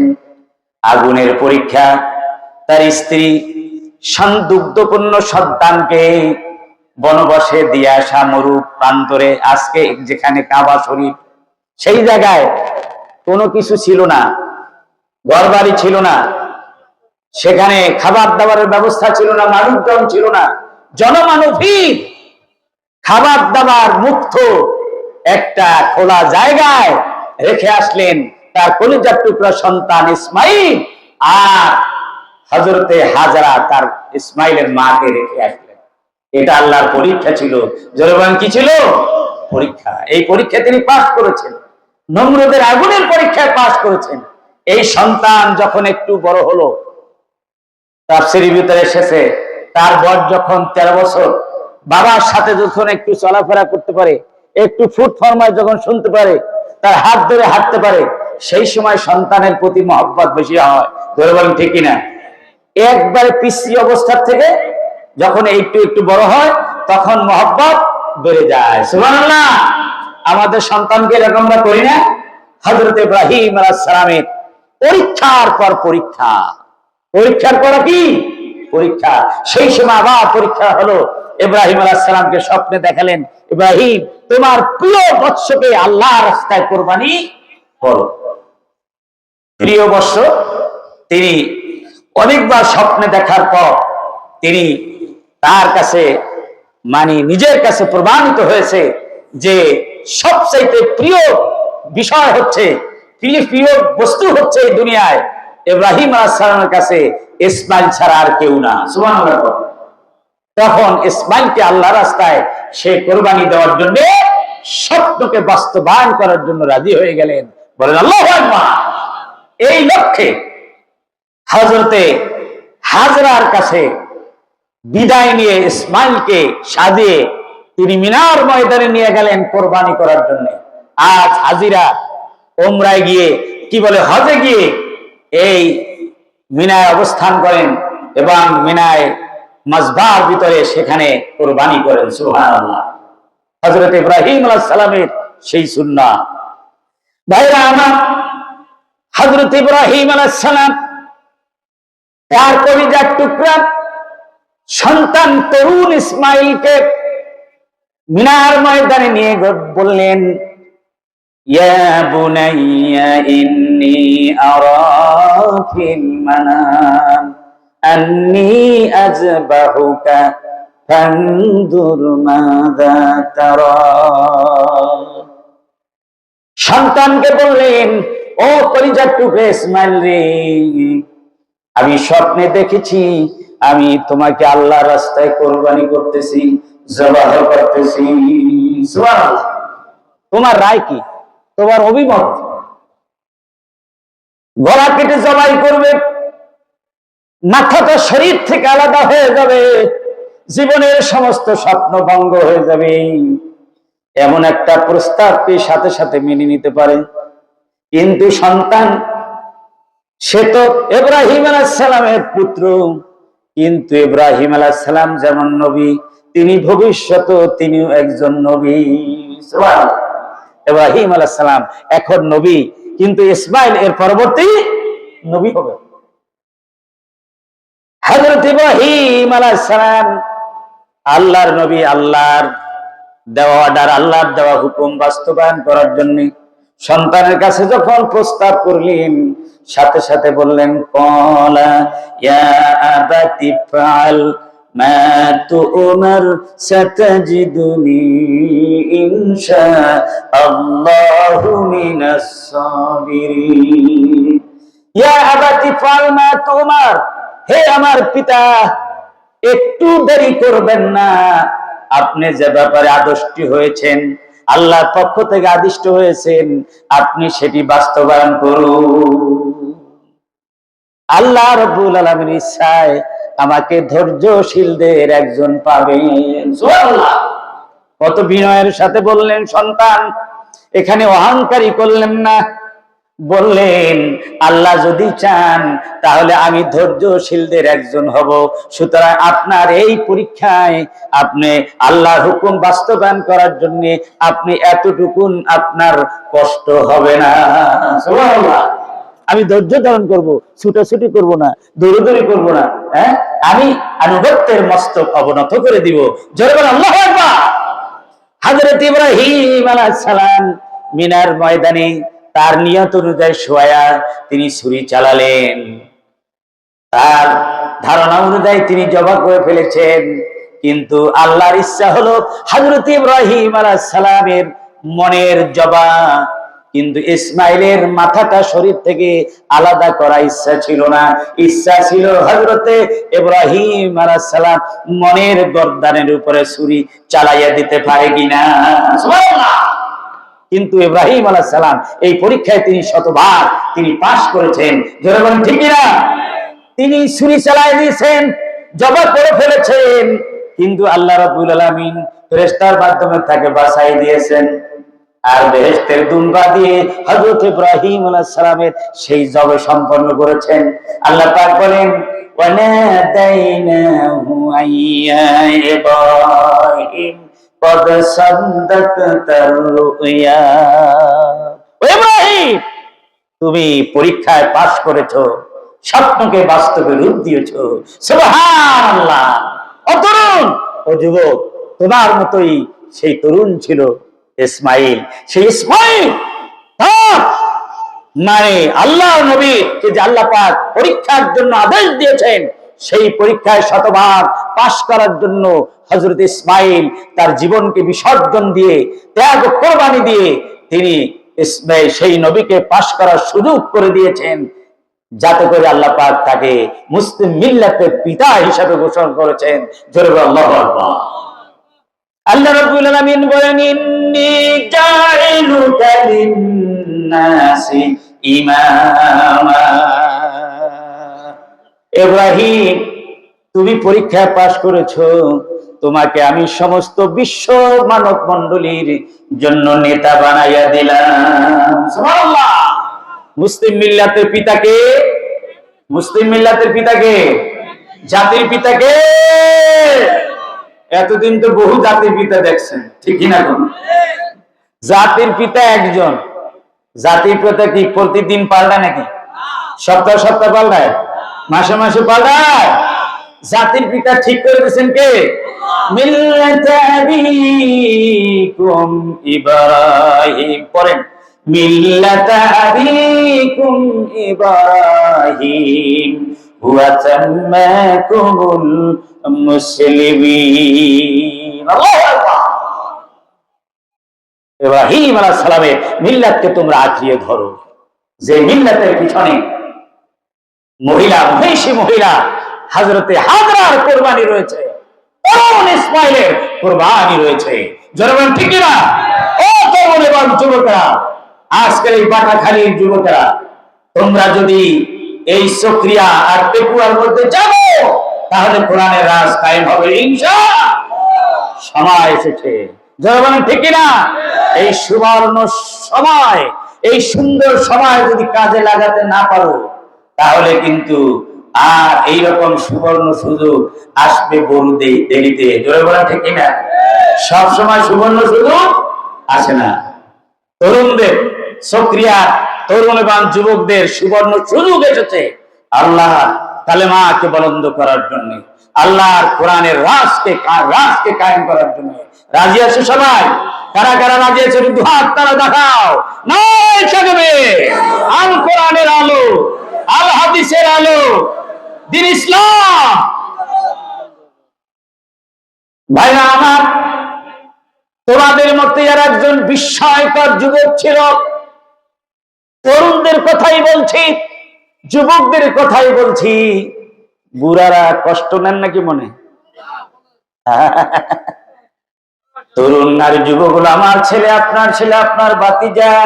জোরে বলেন ঠিক না? আমার ভাতিজা, আমার ছেলে, আমার ছোট ভাই যদি ভূমিকা রাখতে পারে, তাহলে আমার আনন্দ, ঠিক কিনা বলেন? সুতরাং এই তরুণদের কথাই বলতে হবে, যুবকদের কথাই বলতে হবে। তোমাদের মধ্যে আরেকজন তরুণ ছিল হযরতে ইউসুফ। পৃথিবীর অর্ধ পৃথিবীর সুন্দর, ঠিক কিনা? এই পৃথিবীতে যত সুন্দর আছে, আকাশ সুন্দর, বাতাস সুন্দর, পৃথিবী সুন্দর, মানুষ সুন্দর, সুন্দর সুন্দরের পাল্লা। জোরে বলেন ঠিক কিনা? ওই ছেলেরা গান গায় না, তুমি আল্লাহ কত সুন্দর, তুমি আল্লাহ। সব সুন্দরের ভিতরে হযরতে ইউসুফ আলাইহিস সালাম ছিলেন অর্ধেক সুন্দর। আর আমার বিশ্ব নবী জনাব মুহাম্মদ রাসূলুল্লাহ সাল্লাল্লাহু আলাইহি ওয়াসাল্লাম ছিলেন সুন্দরের মূর্ত প্রতীক। তার সাথে কারো সুন্দরের তুলনা হয় না। সুবহানাল্লাহ। তিনি ছিলেন বেমিসাল। আল্লাহু আকবার। जमाले हुसैन यूसुफ पर फकुदा छे के जुलेखा थे, जमाले हुस्न यूसुफ पर फकुदा छे के जुलेखा थे, तुम्हारी रोए रोशन पर फिदा सारी जहानी है। ইউসুফ আলাইহিস সালামের সৌন্দর্যের উপরে পাগল হইয়া মিশরের প্রেসিডেন্টের স্ত্রী জুলাইখা পাগল হয়ে গেছিল, ঠিক কি না? নানান কাহিনী আছে সূরা ইউসুফের ভিতরে। তার প্রস্তাবে নিমন্ত্রণ দাওয়াত খাইতে গিয়া তার বান্ধবীরা লেবু কাটার পরিবর্তে হাতও কেটে ফেলেছিল, ঠিক কি না? বলেছিল মাহাশা লিল্লাহ ইন হাদা ইল্লা মালাকুন কারীম, তো মানুষ না, এ হচ্ছে ফেরেশতা। আসলে ইউসুফ আলাইহিস সালাম কি ফেরেশতা না মানুষ? লাকাদ খালাকনাল ইনসান ফি আহসানি তাকবীর, আল্লাহ পাক বলেন সৃষ্টির সেরা সৌন্দর্যতম সৃষ্টি করেছি আমি মানুষকে, মানুষ হলো সেরা সুন্দর। বলেন আল্লাহু আকবার। এই ইউসুফ আলাইহিস সালামের সৌন্দর্যের উপর ওরা কয়েকজন আশিক হয়ে গেছিল। কিন্তু কবি বলতেছে বিশ্ব নবী রাহমাতাল লিল আলামিন শাফিউল লিল মুজনিবিন, তিনি এমন সুন্দর ছিলেন যেই সুন্দরের উপরে গোটা পৃথিবী সবগুলি পাগল হয়ে গেছে। সুবহানাল্লাহ। লানা শামসুন ওয়ালিল আফাকি শামসুন ওয়া শামসি আফজালু শামসিস সামাই। উম্মুল মুমিনিন মা আয়েশা সিদ্দিকা রাদিয়াল্লাহু তাআলা বলেন আকাশের একটা সূর্য আছে আর আমাদের একটা সূর্য আছে। আকাশের সূর্যটা উদিত হয় ফজরের পরে, জোরে বলেন ঠিক কিনা? আর আমাদের সূর্য উদিত হয় রাত যত গভীর হয় রাতের আধারে। দুনিয়ার সূর্য আলোকিত করে গোটা বিশ্বকে দিনের বেলা, আর আমার নবীজি এত সুন্দর জামাল আর কামালিয়াতের পূর্ণতায় পরিপূর্ণ রাতের বেলা আল্লাহর কুদরতি কদমের সামনে সেজদা করে করে তিনি চোখের পানি ফেলে ফেলে গোটা পৃথিবীকে তিনি আলোকিত করেন। জোরে বলেন আল্লাহু আকবার। মা আয়েশা সিদ্দিকা রাদিয়াল্লাহু তাআলা বলেন ইউসুফ আলাইহিস সালামের সৌন্দর্য দেখে কয়েকটি নারী হাত কেটে ফেলেছিল, আঙ্গুল কেটে ফেলেছিল। তারা যদি আমার প্রিয়তম স্বামী মুহাম্মদ সাল্লাল্লাহু আলাইহি ওয়াসাল্লামের সৌন্দর্য দেখতো তাহলে তাদের শুধু আঙ্গুল নয় কলিজাটা ছিঁড়ে নবীকে উপহার দিয়ে দিত। এ কথা শুধু আয়েশার শুধু আকাঙ্ক্ষা নয়, বরং বাস্তবে হাজার হাজার সাহাবীরা এই প্রমাণ দিয়েছেন। জোরে বলেন ঠিক কিনা? জীবন উৎসর্গ করে দিয়েছেন আমার নবীর জন্য। সুবহানাল্লাহ। ভাইরা বলছিলাম ইউসুফ আলাইহিস সালাম এই তরুণ সাহাবী,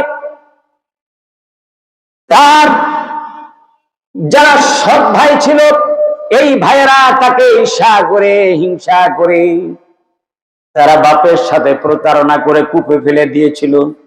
কূপ থেকে পথিমধ্য পথিকেরা সেখান থেকে নিয়ে তাকে বাজারে চড়া দামে গোলাম হিসাবে বিক্রয় করলো মিশরের বাজারে। আমি ছোট্ট করে বলছি, মিশরের বাজারে গোলাম হিসেবে বিক্রিত হয়ে গেল। আর এই গোলামে ওই বাজারে ইউসুফের মতো সুন্দর গোলাম বিক্রয় হবে বলে সর্বত্র প্রচার হয়ে গেলে ধনী গরিব সবাই সেখানে গিয়েছিল। এমনকি রাষ্ট্রপতি মিশরের প্রেসিডেন্টের স্ত্রী জুলাইখাও গিয়েছিল। আর সবাই গরিব মিসকিন সবাই খরিদ করতে গিয়েছিল, এমনকি এক বুড়িও খরিদ করতে গিয়েছিল। সুবহানাল্লাহ। বুড়ি বলছে পথিমধ্যে যে বুড়ি তুমি যাও কই? লোকেরা বলে ওই যে মিশরে নাকি শুনছি একটা সুন্দর গোলাম উঠছে বিক্রয় করার জন্য, এইটারে খরিদ করতে যাই।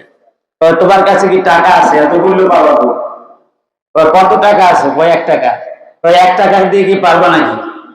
ওই আমি পারবো না, কিন্তু আমি তো মূলাইতে পারবো। কি করতে পারবো? দরদাম করতে পারবো না যে এই গোলামটার দাম কত। আমি কিনতে না পারলেও কি আমি মূলাইতে পারবো।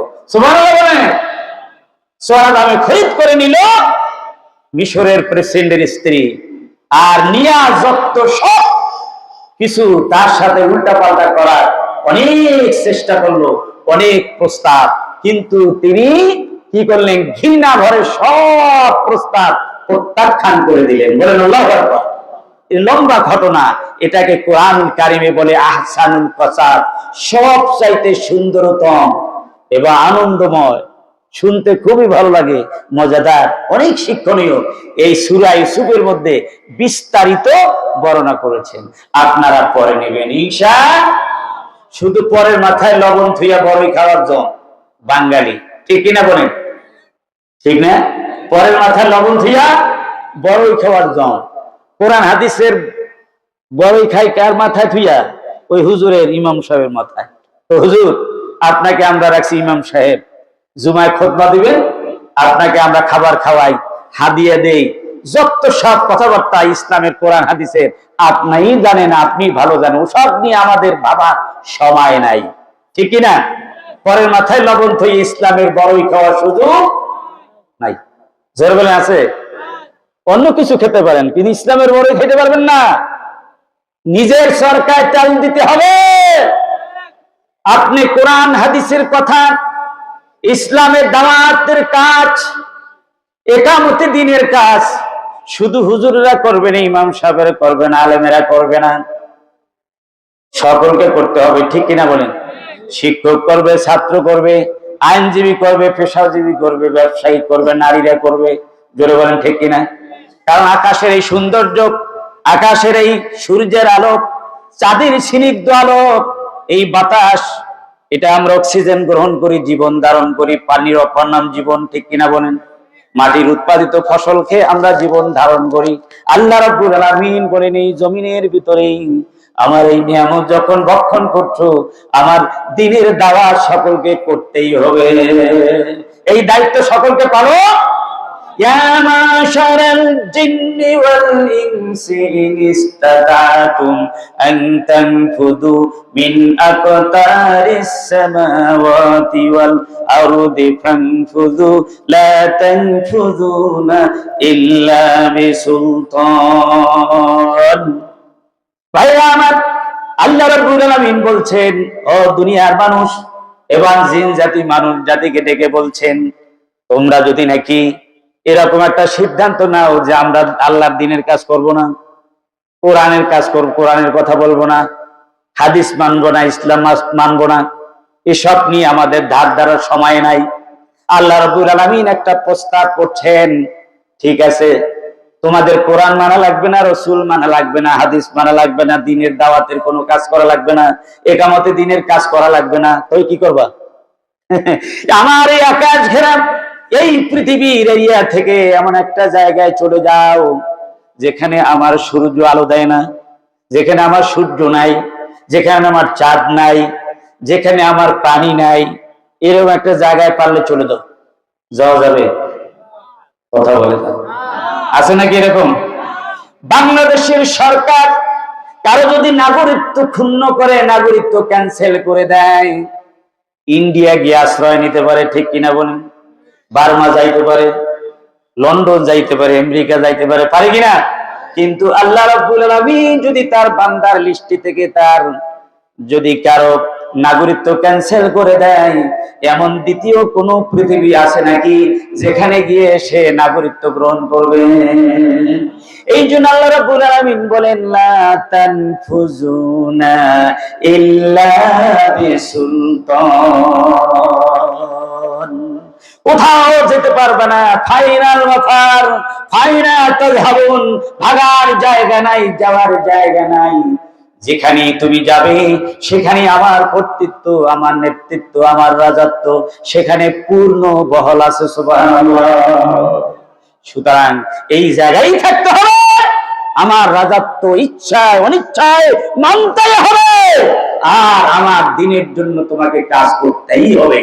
জোরে বলেন ঠিক কিনা? وله السلام من في السماوات والأرض طوعا وكرها। আল্লাহ পাক বলেন, আকাশে যা কিছু আছে, জমিনে যা কিছু আছে, সবাই ইচ্ছায় অনিচ্ছায় কার হুকুম মানে? আরো জোরে বলেন কার? আল্লাহর হুকুম মানে। ও মানুষ, তুমি আশরাফুল মাখলুকাত, তুমি আহসানুল মাখলুকাত, তুমি আলামুল মাখলুকাত। তোমাকে সুন্দরতম করে, সম্মানিত করে, জ্ঞানী করে, নেতৃত্বের কোয়ালিটি দিয়ে তোমাকে সকল পৃথিবীর সৃষ্টি জগতের উপরে নেতা বানাইয়া আমার খলিফা হিসেবে ঘোষণা করলাম। সুতরাং তোমার দায়িত্ব বেশি। সুবহানাল্লাহ। তোমার দায়িত্ব কি বেশি, তুমি এড়িয়ে যেতে কি পারবা না। ইন্নী জাইলুন ফিল আরদে খলিফা। আমরা কার খলিফা? আরো জোরে বলেন কার? আল্লাহ। সুতরাং ওই আল্লাহ রাব্বুল আলামিনের হুকুম মানতেই হবে। রাজি আছেন ইনশাআল্লাহ? হযরত ইউসুফ আলাইহিস সালাম এই মিশরের স্ত্রীর মারিস, সেখানে তার দরবারে অনেক প্রতারণার শিকার হয়েছেন। তাকে তার চরিত্র হনন করার জন্য অনেক চেষ্টা করা হয়েছে। তরুণ এবং যুবক হযরত ইউসুফ আলাইহিস সালাম আল্লাহর দয়ায় তার সতীত্বের হেফাজত করতে পেরেছেন এবং তিনি পরবর্তী পর্যায়ে তিনি হবেন নবী। জোরে বলেন ঠিক কিনা? সুতরাং আল্লাহ রাব্বুল আলামিন তাকে হেফাজত করেছেন। এই তরুণ সাহাবীকে, এই তরুণ নবীকে, হযরত ইউসুফ আলাইহিস সালামকে একবার খুব ঠান্ডে ফালানোর জন্য তাকে একটা বিল্ডিং এর ভিতরে 7ম তলার উপরে তাকে উঠায় ফেললো। নিচের সমস্ত তলাগুলির সব দরজাগুলি আটকাই দিল, 7ম তলার দরজা আটকাই দিল। আটকায় দেওয়ার পর এবারে জুলাইখা হযরত ইউসুফ আলাইহিস সালামকে, ইউসুফ আলাইহিস সালামের সামনে নিজেকে নিবেদন করলো, নিজেকে পেশ করে দিল। ইউসুফ, তুমি আমাকে ভোগ করতে পারো, তুমি যা ইচ্ছা তাই করতে পারো। হযরত ইউসুফ আলাইহিস সালাম তরুণ হলো, যুবক হলো, তিনি হচ্ছেন আল্লাহর নবী। যখন ঠিক না, হযরত ইউসুফ আলাইহিস সালাম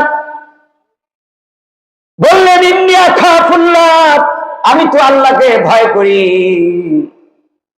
আমার তো এই দরজা ভাঙ্গার শক্তি নাই, তালা খোলার শক্তি নাই, কিন্তু আমার এতটুকুন শক্তি আছে, দরজা মেঝে থেকে দরজা পর্যন্ত দৌড়াইয়া যাওয়া। সুবহানাল্লাহ। এই রুমের মাঝখান থেকে আমি দরজা পর্যন্ত দৌড়ে যেতে পারবো। ঠিক না? আল্লাহর উপরে যদি ভরসা করি, আল্লাহর দয়া কামনা করি, সাহায্য কামনা করি, আল্লাহ হয়তো দয়া করে আমাকে দরজা খুলে আমাকে মুক্ত হওয়ার জন্য সাহায্য করতে পারে। সুবহানাল্লাহ। এই ভেবে আল্লাহর উপরে ভরসা করে তরুণ সুন্দর যুবক ইউসুফ আলাইহিস সালাম জুলাইখার ফাঁদের থেকে বাঁচার জন্য, নিজের সতীত্বের হেফাজত করার জন্য দৌড় দিলেন দরজা পর্যন্ত। আল্লাহর কুদরতে দরজা খুলে গেল। তিনি দৌড় মেরে 2য় তলায় গেলেন, 2য় তলার দরজা খুলে গেল। এরপরে একটার পর একটা দরজা খুলে গেল। শেষ দরজা যখন খুলে গেল, জুলাইখা দৌড়াইয়া পিছন থেকে তার জামা ছিঁড়ে ফেললো। কোথেকে ধরছে? পিছন থেকে, সামনে থেকে না। সামনে থেকে ধরে তো অপরাধী, ঠিক না? পিছন থেকে ধরছে। হযরত ইউসুফ আলাইহিস সালামকে কে বাঁচাই দিয়েছে? জোরে বলেন কে? ওয়াকানা হাক্কান আলাইনা নাসরুল মুমিনিন। আল্লাহু আকবার। মুমিনদেরকে সাহায্য করে কে? সুতরাং বিপদ আপদ মুসিবতে সাহায্য চাইতে হবে কার কাছে? এই ইউসুফ আলাইহিস সালামকে মানে পিছন থেকে ধরলো। এর দ্বারাই সে অভিযোগ করলো, ওই যে মিশরের বাদশা, সে খবর পাই আইসে গেল, আর সেও দেখলো তার স্ত্রী এই অবস্থা। এখন স্ত্রী উল্টা ইউসুফের বিরুদ্ধে অভিযোগ করলো, দেখো তোমার এই খরিদার গোলাম তোমার স্ত্রীর সাথে কি বেয়াদবিটাই না করলো, তাহলে তার বিচারটা কেমন হওয়া উচিত? বলেন নাউজুবিল্লাহ। এইটাকে বলে উদুর পিন্ডি ভুদুর ধারে সরাই দাও। বাংলাদেশে এরকম অনেক অপরাধ অতীত হয়েছে না? এখন হয় না? উদুর পিণ্ডে ভুদুর ধারে কি দেওয়া। ওরা মানে অপরাধ করে মানে এদের উপরে কি চালায় দেয়। জনগণ ঠিকই না?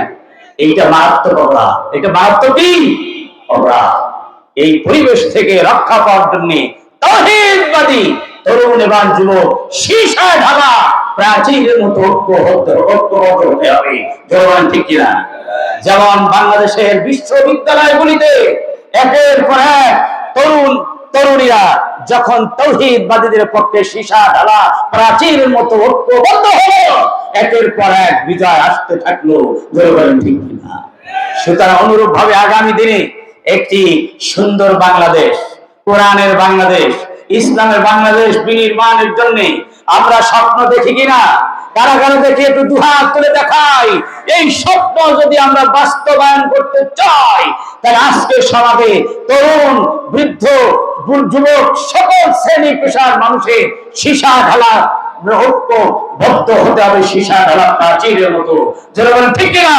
আল্লাহ রাব্বুল আলামিন সকলকে সীসা ঢালা প্রাচীরের মতো ঐক্যবদ্ধ হয়ে বাংলাদেশকে একটি কোরআনের বাংলাদেশ, একটি ইসলামের বাংলাদেশ কায়েম করার জন্য সকলকে এগিয়ে আসার তৌফিক দান করুন। সকলে বলেন আল্লাহুম্মা আমিন। রিজিকের ঘরে লা ইলাহা ইল্লাল্লাহ। একটু ঠান্ডা হয়ে গেছে।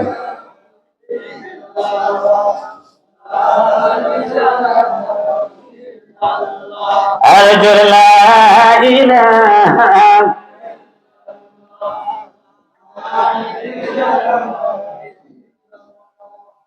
লা ইলাহা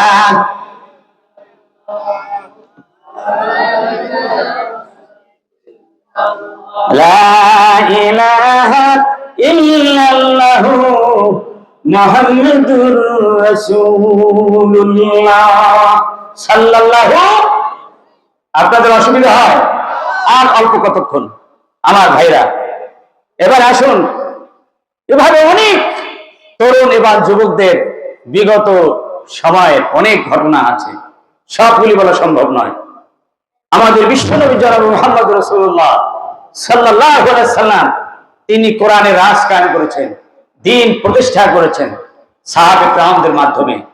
সাহাবে কিরামদেরকে সাথে নিয়ে তার সাথে একদল নিবেদিত প্রাণ জানবাজ, যারা জান মাল শতভাগ উৎসর্গ করে নবী করিম সাল্লাল্লাহু আলাইহি ওয়াসাল্লামের সঙ্গ দিয়েছেন, সোহবত এখতিয়ার করেছেন, আল্লাহর দ্বীন কায়েম করেছেন, যাদের নাম সাহাবী। জোরে বলেন ঠিক কিনা?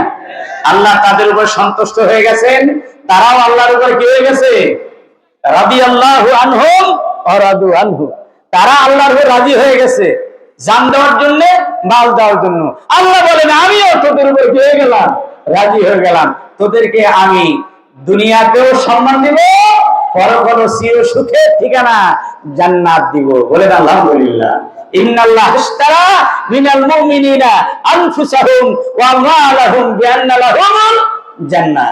আল্লাহ পাক মুমিনদের থেকে তাদের জান মাল খরিদ করে নিয়েছেন জান্নাতের বিনিময়। কিসের বিনিময়? জান্নাতের বিনিময়। জান মাল কে দিয়েছেন? জোরে বলেন কে? আবার সেই জান্নাতকে আল্লাহ পাক আমাদেরকে পুঁজি হিসাবে স্বীকৃতি দিয়েছেন। দান কইরা আল্লাহ পাক কয় জানও দিলাম, মালও দিলাম, এখন তোমার এটা পুঁজি আমি স্বীকৃতি দিলাম। এই পুঁজি দিয়া আবার তুমি আমার সাথে ক্রয় বিক্রয়ের মুআমালা করো। আমি হচ্ছি ক্রেতা আর তোমরা হলাম বিক্রেতা। আল্লাহ হলেন ক্রেতা আর আমরা হলাম কি? বিক্রেতা। আমি জান্নাত বিক্রয় করব আর তোমাদেরকে জানমাল দিয়ে তোমাদের মালিকানা বানাই দিলাম, স্বীকৃতি দিলাম। এরপরে এই জান্নাত খরিদ করার জন্য তোমরা জানমাল দাও। সুবহানাল্লাহ। এই সাহাবে কিরাম রিদওয়ানুল্লাহি তাআলা আলাইহিম আজমাইন তারা মক্কি জীবনে 13 বছর জানমাল দিয়েছেন, আবার মদিনার জীবনে 10 বছর তারা জানমাল দিয়েছেন। এই 23 বছর এই জানমাল কোরবানির মাধ্যমে আজকে আমরা এই চকরিয়ার বাটাখালী এই পুকুর পাড়ে আমরা গভীর রাত্রিতে সেই সুখ ভোগ করতেছি, লা ইলাহা ইল্লাল্লাহ কালেমা উচ্চারণ করতেছি, কোরআনের আওয়াজ আমরা করতেছি, পড়তেছি, শুনতেছি তাদের কোরবানির কারণে। জোরে বলেন ঠিক না? তারা যদি কোরবানি না করতেন তাহলে ইসলাম এই পর্যন্ত আসতো না। আমার ভাইরা, নবী করিম সাল্লাল্লাহু আলাইহি সাল্লামের সঙ্গ দিয়েছেন এই সাহাবীরা নিবেদিত প্রাণ। তারা জান কোরবানি দিয়েছেন, মালের কোরবানি দিয়েছেন। হযরত আব্দুল্লাহ ইবনে মাসউদ রাদিয়াল্লাহু তাআলা বলেন, আল্লাহ রাব্বুল আলামিন এই সমস্ত সাহাবে کرامদেরকে নবী সাথী বানিয়েছেন দ্বীন কায়েমের জন্য, আল্লাহর দ্বীন প্রতিষ্ঠার জন্য। জোরে বলেন আল্লাহু আকবার। সুতরাং তাদের সম্মান করো, ইজ্জত করো, আর তাদের কদরদানি করো, তাদের সমালোচনা করবে না। সাহাবে کرامদের সমালোচনা করার যোগ্য আমরা না। জোরে বলেন ঠিক কিনা? নবীরা মাসুম, সাহাবে کرام তাদের পরীক্ষিত সাথী, তাদের সমালোচনা আমরা করতে পারবো না, যেহেতু আল্লাহ তাদের রাজি হয়ে গেছেন আর তারাও আল্লাহর রাজি হয়ে গেছেন। এতটা কোরবানি দিয়েছেন, সারা পৃথিবীর মানুষ যদি কোরবানি দেয় তাদের কোরবানির সমান হবে না। ভাইরা আমার, সুতরাং নবী করিম সাল্লাল্লাহু আলাইহি ওয়াসাল্লামের এই দ্বীন প্রতিষ্ঠার কাজে যারা অগ্রণী ভূমিকা পালন করেছিল তারা হলো যুবক সাহাবী, তরুণ সাহাবী। তাদের মধ্যে 20 বছরের নিচে যাদের বয়স ছিল তারা হচ্ছে হযরতে আলী ইবনে আবি তালিব, জাফর তাইয়ার, জুবায়ের, তালহা, সাদ ইবনে আবি ওয়াক্কাস, আব্দুল্লাহ ইবনে মাসউদ, মুসাব ইবনে উমাইর রাদিয়াল্লাহু তাআলাহুম। এই সমস্ত সাহাবীদের বয়স ছিল 10 থেকে 20 বছরের ভিতরে। সুবহানাল্লাহ। হযরতে আলীর বয়স ছিল 10 বছর যখন ইসলাম কবুল করে। সুবহানাল্লাহ। আর তিনি এরপরে মহাবীরে আসাদুল্লাহিল গালিব, আল্লাহর শেহ নবীর দেওয়া হেদায়ে পরিণত হয়েছিল। যারা বলেন ঠিক কিনা? ভাইরা আমার, যাদের বয়স ছিল 20 থেকে 30 বছরের নিচে, আবু উবাইদা ইবনে জাররাহ, যায়েদ ইবনে হারেসা, উসমান আফফান রাদিয়াল্লাহু তাআলা, ওমর ফারুক রাদিয়াল্লাহু তাআলা, তার বয়স ছিল 30 থেকে 35 এর ভিতরে। এই সমস্ত সাহাবীরা সবাই ছিল তরুণ এবং যুবক। আমার ভাইরা, এইভাবে আল্লাহর নবীর নেতৃত্বে তরুণ এবং যুবকেরা সঙ্গ দিয়ে তাকে সাহায্য করে, সহযোগিতা করে মক্কায়, মদিনায়, যুদ্ধের ময়দানে, উহুদে, বদরে, খন্দকে, মুতার যুদ্ধে, বিভিন্ন যুদ্ধে সহযোগিতা করে আল্লাহর এই দ্বীন কায়েমের জন্য তারা সাহায্য করেছেন। বলেন আলহামদুলিল্লাহ। জিকির করেন লা ইলাহা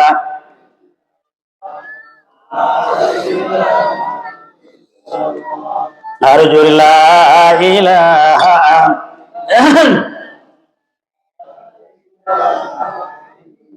লা ইলাহা ইল্লাল্লাহু মুহাম্মাদুর রাসূলুল্লাহ। সুতরাং এই তরুণ এবং যুবকদের ভূমিকা সবসময় বেশি ছিল। পৌরদের প্রাজ্ঞতা, মুরব্বীদের বুদ্ধি, পরামর্শ সব সময় তরুণদেরকে পথ চলার জন্য সাহায্য করেছে। কিন্তু পর্বত শৃঙ্গ এবং গহীন জঙ্গল কেটে উত্তাল তরঙ্গ সাগরের উত্তর তরঙ্গ মালা মারিয়ে, আকাশের নীলিমা ছাড়িয়ে, অন্তরিক্ষে জলস্থলে সুন্দর সোজা পথ তৈরি করার কাজটা যুবকেরাই করেছেন। সুতরাং যুবকদেরকে এগিয়ে আসতে হবে।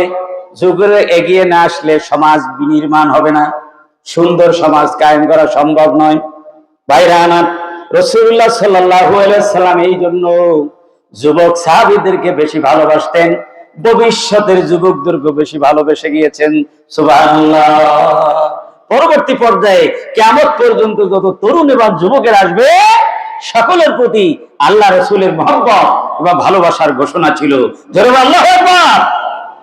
সাহাবীদের লক্ষ্য করে বলেছেন, আমি তোমাদেরকে তরুণ যুবকদেরকে কল্যাণকামী হওয়ার জন্য নসিহত করতেছি, উপদেশ দিতেছি। তাদের হৃদয় কোমল। আল্লাহ তাআলা আমাকে উদারতা দান করেছেন, কঠোরতা দেন নাই। সহজ করার জন্য বলেছেন, কঠিন করার নিষেধ করেছেন। আল্লাহ নবী এই জন্য বলেছেন, বাশশিরু ওয়ালা তুনাফিরু, ইয়াসসিরু ওয়ালা তুআসসিরু। শুভ সংবাদ দাও, মানুষকে দুঃসংবাদ দিও না, আর সহজ করে দাও, কঠিন করে দিও না। ইসলামকে মানুষের কাছে সহজ করে দাও, যাতে করে সবাই পালন করতে পারে। জোরে বলেন ঠিক কিনা? আর গুনাহগারদেরকে এমন ভর্ৎসনা করো না, ধমক দিও না, যাতে করে সে তওবা করারও সুযোগ পায় না। ঠিক কিনা? এক ওয়াক্ত নামাজ যদি কোনো যুবক ছেড়ে দেয়, কোন যুবক যদি ক্রাম বোর্ড খেলায় পাশ দিয়া যদি যান, একজন বৃদ্ধ মানুষ, মুরব্বী মানুষ যদি বলে, এই বুসুকিয়া, এই লেদাইয়া লম বল্টু মিয়া, এই বলা যা নামাজ পড়তে, তুই ধ্বংস হয়ে গেছে, তুই তো জান না, এভাবে বলা যাবে না, এভাবে বলা যাবে না। কোন মদখানা আড্ডাখানায় দেখলেও আপনি এইভাবে বলতে পারবেন না। তাদেরকে আপনি দাওয়াত দিতে হবে সুন্দর বাক্য বিনিময়। আমার আল্লাহ শিখিয়েছেন, উদু ইলা সাবিল রাব্বিকা বিল হিকমাতি ওয়াল মাউইযাতিল হাসানা ওয়াজাদিলহুম বিল্লাতি হিয়া আহসান। কেউ উল্টা পাল্টা করলো, এই বুড়ো মিয়া ভেটভাট করে দাও, এরকমও বলতে পারে। তখন ওই যুবককে আপনি উচ্চবাচ্য বলবেন না। এক সময় তার ভিতরে হিতাহিত জ্ঞান ফিরে আসবে, আল্লাহ পাক আকল দিবে, বুঝ আসবে, তওবা করবে। সেই দিন আপনার কদমে পড়ে যাবে কদম বুঝি করার জন্য। সেই দিনটার অপেক্ষা করেন, যারা বলেন ঠিক কিনা? কিন্তু আজ তরুণকে, যুবককে যদি আপনি ভর্ৎসনা দিয়ে তাড়িয়ে দেন, তাহলে পরবর্তী প্রজন্মের ভালো মানুষ আপনি পাবেন না, সোনার মানুষ পাবেন না। যারা বলেন ঠিক কিনা? আমার বন্ধুগণ, নবী করিম সাল্লাল্লাহু আলাইহি ওয়াসাল্লামের দরবারে এক তরুণ আসলো, মদখোর, জুয়াখোর, জিনাখোর।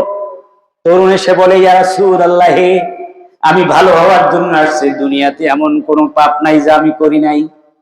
আপনি যদি বলেন সবগুলি আমি ছেড়ে দিতে পারবো, কিন্তু একটা জিনিসের পারমিশন আমাকে দিতে হবে। বলে কি? সেই পারমিশনটা হচ্ছে আমি সব ছেড়ে দিব, কিন্তু আমার বান্ধবীর সাথে জিনা করার অনুমতি দিতে হবে। নাউজুবিল্লাহ বললেন না? এইটা কি সহজ কথা না কঠিন কথা? এইরকম কথা যদি আমাদের কোন পীর সাহেবের কাছে কেউ বলতো, ইমাম সাহেবের কাছে বলতো, তারে থাপড়াইয়া দাঁত 32টা 64টা ভাড়াই দিত। ঠিক কিনা? বেহায়া, লজ্জা নাই? ঠিক কিনা? আল্লাহ নবী তাকে কত সুন্দর করে দাওয়াত দিলেন, তাকে কাছে ডাকলেন আর বললেন, তরুণ রে, ঠিক আছে, তোমার কথাটা আমি শুনলাম, এবারে তোমার কাছে আমি জানতে চাই, এইরকম জিনা, ব্যভিচার, অশ্লীলতা, বেহায়াপনা কোন একটি মহিলার উপরে পতিত হবে, সেই মহিলাটা যদি তোমার মা হয়, তাহলে তুমি রাজি হবে? অন্য কোন পুরুষ এটা করুক? না না না না, আল্লাহর কসম, এইটা আমি কখনো কি রাজি হয়? কত না বোনের উপর, না কতবার ফুফুর উপরে, না খালার উপরে, না বউর উপরে, না। তাহলে তোমার কোন আত্মীয় স্বজনের উপরে তুমি যদি এই অপরাধটা সংগঠিত হওয়ার জন্য অনুমতি না দাও, তাহলে অপর তোমার কোন মুসলমান ভাই, অপর কোন মানুষের মা, বোন, বউয়ের উপরে এইটা পড়ুক, সেটা তুমি কিভাবে চাও? এটা কি হতে পারে নাকি? এটা কি কেউ মেনে নিতে পারে? ভাই আমার সাথে সাথে যুবকের মন নরম হয়ে গেল। আল্লাহ রাব্বুল আলামিনের কাছে নবীজি দোয়া করলেন, আল্লাহুম্মা গফির যুনুবাহু, হে আল্লাহ, তার সমস্ত গুনাহ খাতা মাফ করে দাও, ওয়া তাহির কালবাহু, তার অন্তরকে তুমি পবিত্র করে দাও। সাথে সাথে পড়ে নিলেন, লা ইলাহা ইল্লাল্লাহু মুহাম্মাদুর রাসূলুল্লাহ। এই জন্যে তরুণদেরকে, যুবকদেরকে একটু সাথ দিতে হবে, ঠিক কিনা? তারা ধীরে ধীরে কি আসবে ভালোর পথে, ইনশাআল্লাহ। তরুণ এবং যুবকদেরকে মুরব্বীদের সাথে মিটিং এ, মজলিসে বসাতে হবে, তাদের সঙ্গ দিতে হবে, তাদের সাথে শেয়ার করতে হবে, অভিজ্ঞতা শেয়ার করতে হবে। এই জন্য সাহাবী হযরত আবু সাঈদ খুদরি রাদিয়াল্লাহু তাআলা কোন মুসলিম তরুণকে যদি দেখতেন, যুবককে দেখতেন, কোন সভা মজলিসের পাশ দিয়া যেত, সাথে সাথে তাকে ওয়েলকাম করে তাকে সেই মজলিসে বসাতেন। সুবহানাল্লাহ। এভাবেই বলতেন, মারহাবান বিওসিয়তি রাসূলিল্লাহি সাল্লাল্লাহু আলাইহি ওয়াসাল্লাম, আওসানা রাসূলুল্লাহ আন নুওয়াসসিআ লাকুম ফিল মাজলিস। হে তরুণ, হে যুবক, স্বাগতম। আল্লাহ রাসূল আমাদেরকে ওসিয়াত করেছেন, উপদেশ দিয়েছেন, তোমাদেরকে মজলিসের ভিতরে জায়গা করে দেওয়ার জন্য। সুবহানাল্লাহ। আর আমাদের সমাজে এর ব্যতিক্রম, এর উল্টা করি। মুরব্বীরা যেখানে পরামর্শ সবাই বসে, এক জায়গায় সল্লা পরামর্শ করেন অনেক সময়, এলাকা নিয়ে, বাড়ি ঘর নিয়ে, প্রতিবেশীর কাজবাজ নিয়ে, সমাজের কাজবাজ নিয়ে মুরব্বীরা বসে কিনা, সেখানে কোনো তরুণ যুবক যদি আসতে চায়, পাশাপাশি থাকে, তাহলে তারা ধমক দিয়া বের করে দেয়, যা ভাগ এখান থেকে, তোর চাচা যেটা মুরব্বীরা দাদারা বসছে এখানে তুই বিয়াদবি করছিস, ঠিক কিনা? এইটা রাসূলের সুন্নতের কি খেলা। হযরত আব্দুল ইবনে আব্বাস রাদিয়াল্লাহু তাআলা ছিলেন একদম তরুণ, তাকে বড় বড় সাহাবে کرامদের সাথে রাসূল মজলিসে বসাতেন, পরামর্শ সভায়, অনেকে একটু আর চোখে দেখতেন। সুবহানাল্লাহ, তিনি কত বড় রাইসুল মুফাসসিরিন ফি সাহাবা, সাহাবে کرامদের মধ্যে সবচেয়ে কোরআন বিশেষজ্ঞ ছিলেন হযরত আব্দুল ইবনে আব্বাস রাদিয়াল্লাহু তাআলা। এই জন্য এই সুন্নাতটা আমরা যেন অবলম্বন করি ইনশাআল্লাহ। এই জন্য ছোট্ট ছোট্ট শিশু কিশোরদেরকে, তরুণদেরকে আমরা হাত ধরে মসজিদে নিয়ে যাব ইনশাআল্লাহ। অনেকে আছে ছোট ছোট বাচ্চারা মসজিদের কাতারে গেলে তারা আউট করে দেয়, ঠিক না? ধমক দিয়ে দেয়, মসজিদের থেকে বের করে দেয়। একটু কথাবার্তা তো হবেই, ছোট বাচ্চারা কথাবার্তা বলে না। এক জায়গায় যদি কয়েকজন হয়, কথাবার্তা হয় কিনা? নবী করিম সাল্লাল্লাহু আলাইহি ওয়াসাল্লামের যুগে মা বোনেরাও মসজিদে গিয়ে তারা নামাজ পড়েছেন। যদি কোনো বাচ্চা কেঁদে উঠেছেন, এই কথা রাসূল নামাজের ভিতর থেকেই তিনি শুনতে পেয়েছেন, সাথে সাথে তিনি ছোট্ট সূরা দিয়ে নামাজ আদায় সম্পন্ন করতেন। সুবহানাল্লাহ, কত দরদি নবী ছিলেন, মানবিক নবী ছিলেন। তার থেকে আমাদের সেই কাজগুলি আমাদের শিখতে হবে না? তরুণদেরকে আল্লাহ রাসূল এত ভালোবাসতেন, মহব্বত করতেন। এক সময় রাসূল সাল্লাল্লাহু আলাইহি সাল্লাম এক মজলিসে তিনি ভাষণ দিচ্ছিলেন, একদম পরিপূর্ণ, সভাটা পরিপূর্ণ হয়ে গেছে, মজলিস ভরপুর, জায়গা খালি নাই। এক পাশে এক কোনায় দাঁড়াইয়া এক যুবক ওয়াজ শুনতেছিলেন, তরুণ যুবক, একজন সাহাবী, নাম তার হচ্ছে জারীর ইবনে আব্দুল্লাহ রাদিয়াল্লাহু তাআলা আনহু। তিনি দাঁড়িয়ে দাঁড়িয়ে ওয়াজ শুনছেন। নবীজি তার দিকে তাকালেন আর বললেন, জারীর, তুমি জায়গা পাও নাই, তুমি এখানে দাঁড়িয়ে দিয়ে নবীর কথা শুনছো? তখন আল্লাহর নবীর রুমাল খানা তার দিকে নিক্ষেপ করে দিলেন আর বললেন, জারীর, তুমি এই নবীর রুমাল খানা বিছিয়ে তুমি সুন্দর করে আরামসে নবীর বক্তব্য শোনো। সুবহানাল্লাহ। নবী করিম সাল্লাল্লাহু আলাইহি ওয়াসাল্লামের এই রুমালে যে কোনো মানুষ বসতে পারে। তিনি বুকে জড়ালেন, তিনি মাথায় রাখলেন, চুমো খেলেন আর বললেন, আকরামাকাল্লাহ কামা আকরামতানি ইয়া রাসূলুল্লাহ। হে আল্লাহর রাসূল, আপনার সম্মান আল্লাহ অনেক অনেক বাড়িয়ে দিন, যেমনটি করে আপনি আমাকে সম্মানিত করলেন। সুবহানাল্লাহ। আমার বন্ধুগণ, সুতরাং এই তরুণ এবং যুবকরা আমাদের ভবিষ্যৎ, আমাদের সন্তান, আমাদের ছোট ভাই, আমাদের ভাতিজা, আমাদের পার্শ্ববর্তী ভাইয়ের সন্তান, আমাদের আগামী তরুণ এই প্রজন্ম, ভবিষ্যতে তারা যেন তৌহিদবাদী হয়, তারা যেন রাসূলের আশিক হয়, তারা যেন রাসূলের কি হয়? আশিক হয়, খাঁটি উম্মত হয়, তারা যেন মানবিক হয়, তারা যেন দেশপ্রেমিক হয়, দেশের সাথে প্রতারণা না করে, মানুষের সাথে প্রতারণা না করে, তারা যেন এই দেশের মাটি মানুষের সাথে মহব্বত থেকে চলতে পারে, সেই আশা আমরা করি কিনা? যেমন করি কিনা? আল্লাহ পাক আমাদের তরুণদেরকে সেই চরিত্র দান করুন, সকল আল্লাহুম্মা আমিন। এবারে আপনাদের কয়েকটি করণীয় বিষয় আমি আলোচনা করি, আমার আলোচনা শেষ করব ইনশাআল্লাহ। এক নম্বর করণীয় হলো, বিশ্বনবী জনাব মুহাম্মদ রাসূলুল্লাহ সাল্লাল্লাহু আলাইহি ওয়াসাল্লাম আমাদের আইকন, তরুণদের আইকন। যারা বলেন ঠিক কিনা? ওই কোথাকার নায়ক, মহানায়ক, এসব কিছু আমার মুসলিম তরুণদের, কালেমাগো মুসলমানদের আইকন হতে পারে না, আদর্শ হতে পারে না। আজকের আমাদের সমাজের তরুণ যুবকদের আদর্শ কে? মুহাম্মদ রাসূলুল্লাহ সাল্লাল্লাহু আলাইহি ওয়াসাল্লাম। আল্লাহ বলেছেন যে লাকাদ কানা লাকুম ফি রাসূলিল্লাহি উসওয়াতুন হাসানা, উত্তম আদর্শ রয়েছে রাসূলের জীবনে তোমাদের জন্য। মায়েশা রাদিয়াল্লাহু তাআলা বলছেন যে কানা খুলুকুল কোরআন, রাসূলের চরিত্র হচ্ছে 30 পারা কোরআন। যে রাসূল 30 পারা কোরআন দিয়ে চরিত্র মানে কি করেছেন, নিজের চরিত্র গঠন করেছেন, সেই রাসূলের যদি আমরা অনুসরণ করতে পারি তাহলে আমরা দুনিয়া আখিরাতে সফল হব। এক নাম্বার কাজ হচ্ছে এই যে আল্লাহর বান্দা হিসেবে আল্লাহর উপর ঈমান আনতে হবে, শিরিক করা যাবে না, শিরিক বর্জন করতে হবে। জীবনের সকল ব্যাপারে আল্লাহর আদেশ পালন করতে হবে, তার নিষেধগুলি মেনে চলতে হবে। 3 নাম্বার হলো সালাত কায়েম করতে হবে। সালাত কি করতে হবে? কায়েম করতে হবে। এটা আমরা আল্লাহর বান্দা হিসেবে করব। তরুণরা করব, বৃদ্ধরা করব, যুবকরা সবাই করব, মা বোনেরা করব। জোরে বলেন ঠিক না? রাজি আছেন ইনশাআল্লাহ? আমরা আল্লাহর ইবাদত বন্দি করব, কিন্তু আল্লাহর সাথে শরীক স্থাপন করব না। 5 ওয়াক্ত সালাত জামাতের সাথে আদায় করব। রাজি আছেন ইনশাআল্লাহ? সবাই জামাতের সাথে আদায় করবেন। কিয়ামতের ময়দানে আল্লাহর কাছে মুসলমান হিসেবে পরিচিত হওয়ার জন্য দুনিয়ায় যারা নামাজ পড়বে জামাতে, তারাই পরিচয় দিতে পারবে।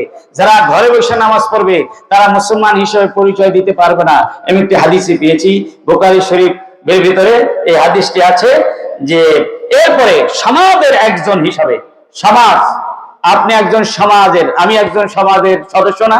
আপনি একজন সমাজের সদস্য না? যুবক তরুণ সবাই আমরা একজন সমাজের সদস্য না? তা আমাদের সামাজিক ভাবে কিছু দায়িত্ব আছে না নাই? সেই দায়িত্ব কি? যে সন্তান হিসাবে আব্বা আম্মার কথা মেনে চলতে হবে পারিবারিক ভাবে, ঠিক না? আমরা যারা তরুণ যুবক আছি, যাদের মা বাপ আছে, এই মা বাপ হলো সবচাইতে আল্লাহ পাকের সেরা নিয়ামত। আল্লাহর পরে, আল্লাহ রসুলের পরে, আল্লাহর পরে সবচাইতে একজন সন্তানের কাছে কার সম্মান বেশি? আল্লাহ পাক বলেন নিশকুরুলি ওয়া লিওয়ালিদাইয়া ইলাইকাল মাসির। আল্লাহ পাক বলেন নিশকুরুলি ওয়া লিওয়ালিদাইয়া ইলাইকাল মাসির, যে তোমরা আমার শুকরিয়া আদায় করো, তোমার মাতা পিতার শুকরিয়া আদায় করো। মনে রাখো সকলকে আমার কাছে ফিরে আসতে হবে। সুবহানাল্লাহ। আল্লাহর ইবাদতের পর মাতা পিতার শুকর আদায় করার জন্য কি বলেছেন? মাতা পিতার সেবা করবেন, বার্ধক্য অবস্থায় কখনোই তাদের কোনো কষ্টদায়ক যন্ত্রণায় কোনো কথা বলবেন না, তাদের সাথে সম্পর্ক ছিন্ন করবেন না, তাদের রেহেমি করার কোনো জায়েজ নাই। মাতা পিতা যতই আপনার জুলম করুক, অন্যায় করুক, অবিচার করুক, সে বিচার আল্লাহ করবেন, আপনি এই বিচার করার কেউ না। জোরে বলেন ঠিক না? আপনাকে ইচ্ছায় অনিচ্ছা আনুগত্য করে দিতে হবে। ওয়ালা তাউকান্না ওয়ালিদাইক ওয়া ইন আমারাকা আন তাখরুজা মিন আহলিকা ওয়া মালিকা। রাসূল বলেন মাতা পিতার তোমরা নাফরমানি করতেই পারবে না, যদিও তোমাকে পরিবার পরিজন সম্পত্তি থেকে তোমাকে মাহরুম করে ঘর থেকে আউট করে দেয়, তারপরও তার সাথে বেয়াদবি করা যাবে না। এরপরে ভাই বোনের সাথে সুন্দর আচরণ করতে হবে, আত্মীয়তার বন্ধন রক্ষা করতে হবে। তরুণেরা, যুবকেরা ভালো করে শোনেন। এরপরে বড়দের সম্মান করতে হবে, ছোটদের স্নেহ করতে হবে। এগুলি দায়িত্ব। নবীজি বলছেন মাল্লাম ইয়ারহাম সাগীরানা ওয়া লাম ইয়াক্কির কাবীরানা ফালাইসা মিন্না। তারপরে সৎ কাজের আদেশ করতে হবে, অসৎ কাজ থেকে মানুষকে ফিরাইয়া রাখতে হবে। আল্লাহ পাক বলেন কুনতুম খায়রা উম্মাতিন উখরিজাত লিন-নাস তা'মুরুনা বিল মা'রুফ ওয়া তানহাউনা আনিল মুনকার। তোমাদেরকে দুনিয়ায় মানুষের কল্যাণের জন্য প্রেরণ করা হয়েছে, উদ্ভাবিত করা হয়েছে। তোমরা সৎ কাজের আদেশ করবে, অসৎ কাজ থেকে মানুষকে ফিরিয়ে রাখবে। তারপরে সমাজের অভাবী লোকদের পাশে থাকতে হবে। অভাবী লোকদের পাশে যতটুকু শক্তি সামর্থ্য আছে তরুণ এবং যুবকদের, তা নিয়ে এই অসহায় মানুষদের কাছে যেতে হবে। এই যে শীতকাল চলছে, এখন এই শীতকালে অনেক গরিব মিসকিন আছে যারা শীত বস্ত্র নাই, তাদের শীত বস্ত্রের ব্যবস্থা করে দেওয়ার জন্য কি করতে হবে? চেষ্টা করতে হবে। অন্যদের থেকে কালেকশন করে হলেও এইরকম একটা ব্যবস্থা কি করার চেষ্টা করতে হবে। ওই যে আপনারা জানেন যে এক পথিক, এক জেনাকারিনী মহিলা, সে দেখলো একটা কূপের ভিতরে, মানে একটা কুকুর, সে তৃষ্ণায় মানে প্রাণ ওষ্ঠাগত, কোথাও পানি নাই, আছে কূপের ভিতরে, কূপে বালতিও নাই, তার মুজা মানে রশি বেঁধে ঝুলাইয়া দিল সেই কূপের ভিতরে। মুজার ভিতরে যে পানিটুকু আসলো, সেই পানিটুকু নিংড়াইয়া আঙ্গুল দিয়া ওই কুকুরের মুখে দিল, আর কুকুর তার জীবন ফিরে পেল। এজন্যই সে সমস্ত পাপ মুক্ত হয়ে গেল, জাহান্নাম কেটে তার নাম থেকে জান্নাতের লিস্টিভুক্ত করে দেওয়া হলো। বলেন আল্লাহু আকবার। তাহলে মানব সেবা, সৃষ্টির সেবা হচ্ছে অনেক গুরুত্বপূর্ণ ইবাদত।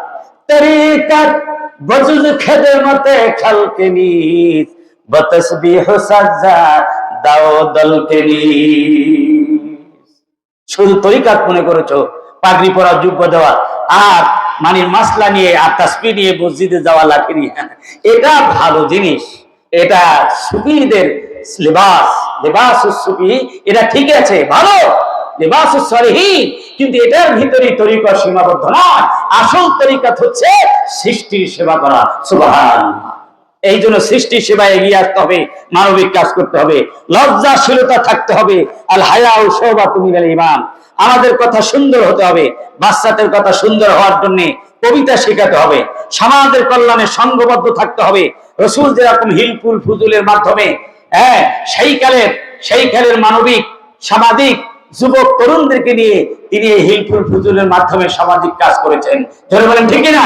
সুতরাং আজকে যে আপনারা কি সংগঠন, এই যে বিদ্যানগর ইসলামী জনকল্যাণ পরিষদ, এই জনকল্যাণ পরিষদের মাধ্যমে এলাকায় আপনারা জনকল্যাণমূলক বিভিন্ন কাজ করতে পারেন নবী করিম সাল্লাল্লাহু আলাইহি সাল্লামের সেই সংগঠন আদলে। এরপরে আমাদেরকে নবী করিম সাল্লাল্লাহু আলাইহি সাল্লামকে সর্বাধিক ভালোবাসতে হবে, তার সুন্নাহকে আমাদের গ্রহণ করতে হবে, আল্লাহর নবীকে ভালো করে জানার জন্য তার সিরাত গ্রহণ করতে হবে, এবং নবী করিম সাল্লাল্লাহু আলাইহি সাল্লামের সুন্নাহর বিরুদ্ধে কেউ যদি কিছু বলে তার প্রতিরোধ করার জন্য আমাদেরকে সবসময় অটল থাকতে হবে। আমার ভাইরা, আজকে সমাজের বিভিন্ন কারণে যুবকদের ভিতরে অবক্ষয় আসছে, ধ্বংস আসছে, তাদের চরিত্রহীনতা তাদের চরিত্র বিভিন্ন ভাবে ধ্বংস হচ্ছে। সেখান থেকে আমাদেরকে এই তরুণ এবং যুবকদেরকে আমাদেরকে সৎ পথে আনতে হলে আমাদেরকে আল কোরআনের বিকল্প নাই, আল হাদিসের বিকল্প নাই, ইসলামী অনুশাসনের বিকল্প নাই। সুতরাং আমরা কোরআন সুন্নাহর শিক্ষা আমরা সর্বত্র কি করতে হবে, ছড়িয়ে দিতে হবে। কারণ বিভিন্ন কারণের মধ্যে কয়েকটি কারণ রয়েছে, যেমন নৈতিকতা বিবর্জিত শিক্ষা ব্যবস্থা প্রচলন, তারপর প্রচার মাধ্যম, প্রিন্ট ও ইলেকট্রিক মিডিয়া, টিভি চ্যানেল, কেবল নেটওয়ার্ক, ডিসএন্টিনা, ইন্টারনেট, টাচ মোবাইল, এসব দিয়ে যুবক যুবতীরা এমনকি বুড়াদের চরিত্র কি হয়ে যাচ্ছে, নষ্ট হয়ে যাচ্ছে। জোরে বলেন ঠিক কিনা? যেই বুড়ি কিছু বুঝতো না, এখন সে টাচ মোবাইল দিয়া একবারে আমেরিকায় পোয়া নাতির সাথে সব সময় গল্প করতে থাকে, ঠিক কিনা? আর নানান রকমের ড্যান্স ডোন্স কত কি দেখতে থাকে ইচ্ছায় অনিচ্ছায়। আগে তো একটু তসবিহ পড়তো হুজুরের মুরিদ হইয়া, এখন সেইটাও বাদ দিয়ে দিচ্ছে, এখন ওইটা দেখতে আছে। সমাজ এত দূর চলে গেছে, কথা ঠিক কিনা ভাই? সুতরাং এর থেকে আমাদেরকে মুক্ত হতেই হবে। মাদক দ্রব্যের সরাসরি, নারী ব্যবসা, তারপরে হেরোইন ব্যবসা, আইনের শিথিলতা, আইন না মানার প্রবণতা, কথায় আছে বেড়ায় ক্ষেত খায়।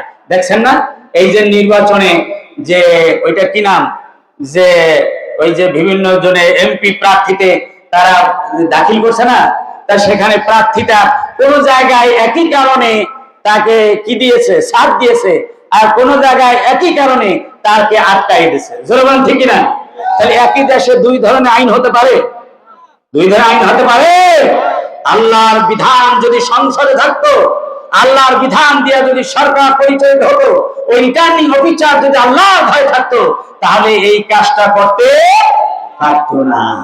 তাহলে ওখানে আমাদের লোক যাইতে হবে কিনা? তাওহীদবাদী লোক যাইতে হবে কিনা? শুধু এখানে স্লোগান মারলে হবে না, ওইখানে যাইতে হবে। জনগণ ঠিক কিনা? সুতরাং এই কথাগুলি আমাদের ভালো মনে রাখতে হবে। আজ কলিত সমাজ, বেকারত্ব, জেনারেশন গ্যাপ, মা বাপ চাকরি করে, মা বাপ বিভিন্ন পেশায় তারা ব্যস্ত, কিন্তু ছেলে মেয়েদেরকে মানুষ করার জন্য তারা সময় দেয় না। তারা কি দেয় না? সময় দেয় না। তাদের সাথে ভালো রিলেশন নাই, বাবার সাথে মায়ের সাথে সন্তানের সম্পর্ক নাই। টিটিসিএম, টোটো কোম্পানির ম্যানেজার বিভিন্ন জায়গায় ঘুরে বেড়ায় উদ্বাস্তের মতো, যাতে করে তাদের চরিত্রে ঠিক ঠিকানা থাকে না। এসব কিছুর কারণে আমাদের সমাজ আজ কলুষিত হয়ে গেছে এবং যুবক যুবতীদের চরিত্র ধ্বংস হওয়ার কি পথে। সুতরাং এই ক্ষেত্রে আমাদেরকে ধর্মীয় এবং দ্বীনি শিক্ষাকে বাধ্যতামূলক করতে হবে। ধর্মীয় শিক্ষা বেশি বেশি, দ্বীনি শিক্ষা প্রতিষ্ঠান এলাকায় এলাকায় প্রতিষ্ঠিত করবেন। রাজি আছেন ইনশাআল্লাহ?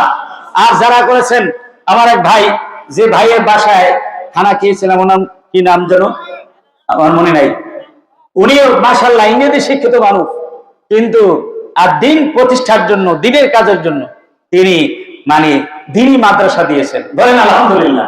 এটা বড় ভাগ্যের কথা এবং কত বড় মর্যাদার কথা এবং আল্লাহ পাকের কাছে কতটা গ্রহণযোগ্য জিনিস। যে এই জন্য দিনী প্রতিষ্ঠান আপনারা বেশি বেশি কায়েম করবেন এবং সেই সব প্রতিষ্ঠানের আপনারা সহায়তা করবেন, আপনাদের বাচ্চাদেরকে দিবেন। মাদ্রাসায় পড়াইলে যারা স্কুল কলেজে পড়েন ভালো কথা, আপনার স্কুল কলেজে পড়েও ইসলামের মৌলিক বিষয়গুলি আপনারা যদি জানেন তাতেও আপনারা ইসলামে চলতে পারবেন, কিন্তু সেইটা একটু কঠিন। জোরে বলেন ঠিক কিনা? কিন্তু মাদ্রাসায় পড়লে, দিনী শিক্ষিত প্রতিষ্ঠানে পড়লে তাড়াতাড়ি দিন শিক্ষা করা কি এটা সম্ভব, কথা ঠিক কিনা? এক সময় মাদ্রাসায় পড়লে ফকিরি পড়া বলতো। ওই উপনিবেশিক সময় মানে যখন মানে ভারত উপমহাদেশে একটা ব্রিটিশ পিরিয়ডে একটা কথা ছিল, মাদ্রাসা শিক্ষা হলো ফকিরি শিক্ষা। মাদ্রাসায় শিক্ষা করলে ভাত খাইতে পারে না, বলে নাউজুবিল্লাহ। মাদ্রাসায় পড়লে ভাত না, এখন বিরিয়ানি খায়। এখন কি খাইতে পারে? বিরিয়ানি খায়। আর মাদ্রাসার শিক্ষার্থীরা এখন বাংলাদেশের সর্বোচ্চ বিশ্ববিদ্যালয়ে তারা চমক লাগাই দিয়েছেন, বলেন আল্লাহু আকবার। এখন বিশ্ববিদ্যালয়গুলিতে ছাত্রদের প্রতিনিধিত্ব করে, নেতৃত্ব দেয় মাদ্রাসার ছাত্ররা। আলহামদুলিল্লাহ বলবেন না? ঢাকা বিশ্ববিদ্যালয়, জাহাঙ্গীর বিশ্ববিদ্যালয়, রাজশাহী বিশ্ববিদ্যালয়, চট্টগ্রাম বিশ্ববিদ্যালয়, বলেন আল্লাহু আকবার।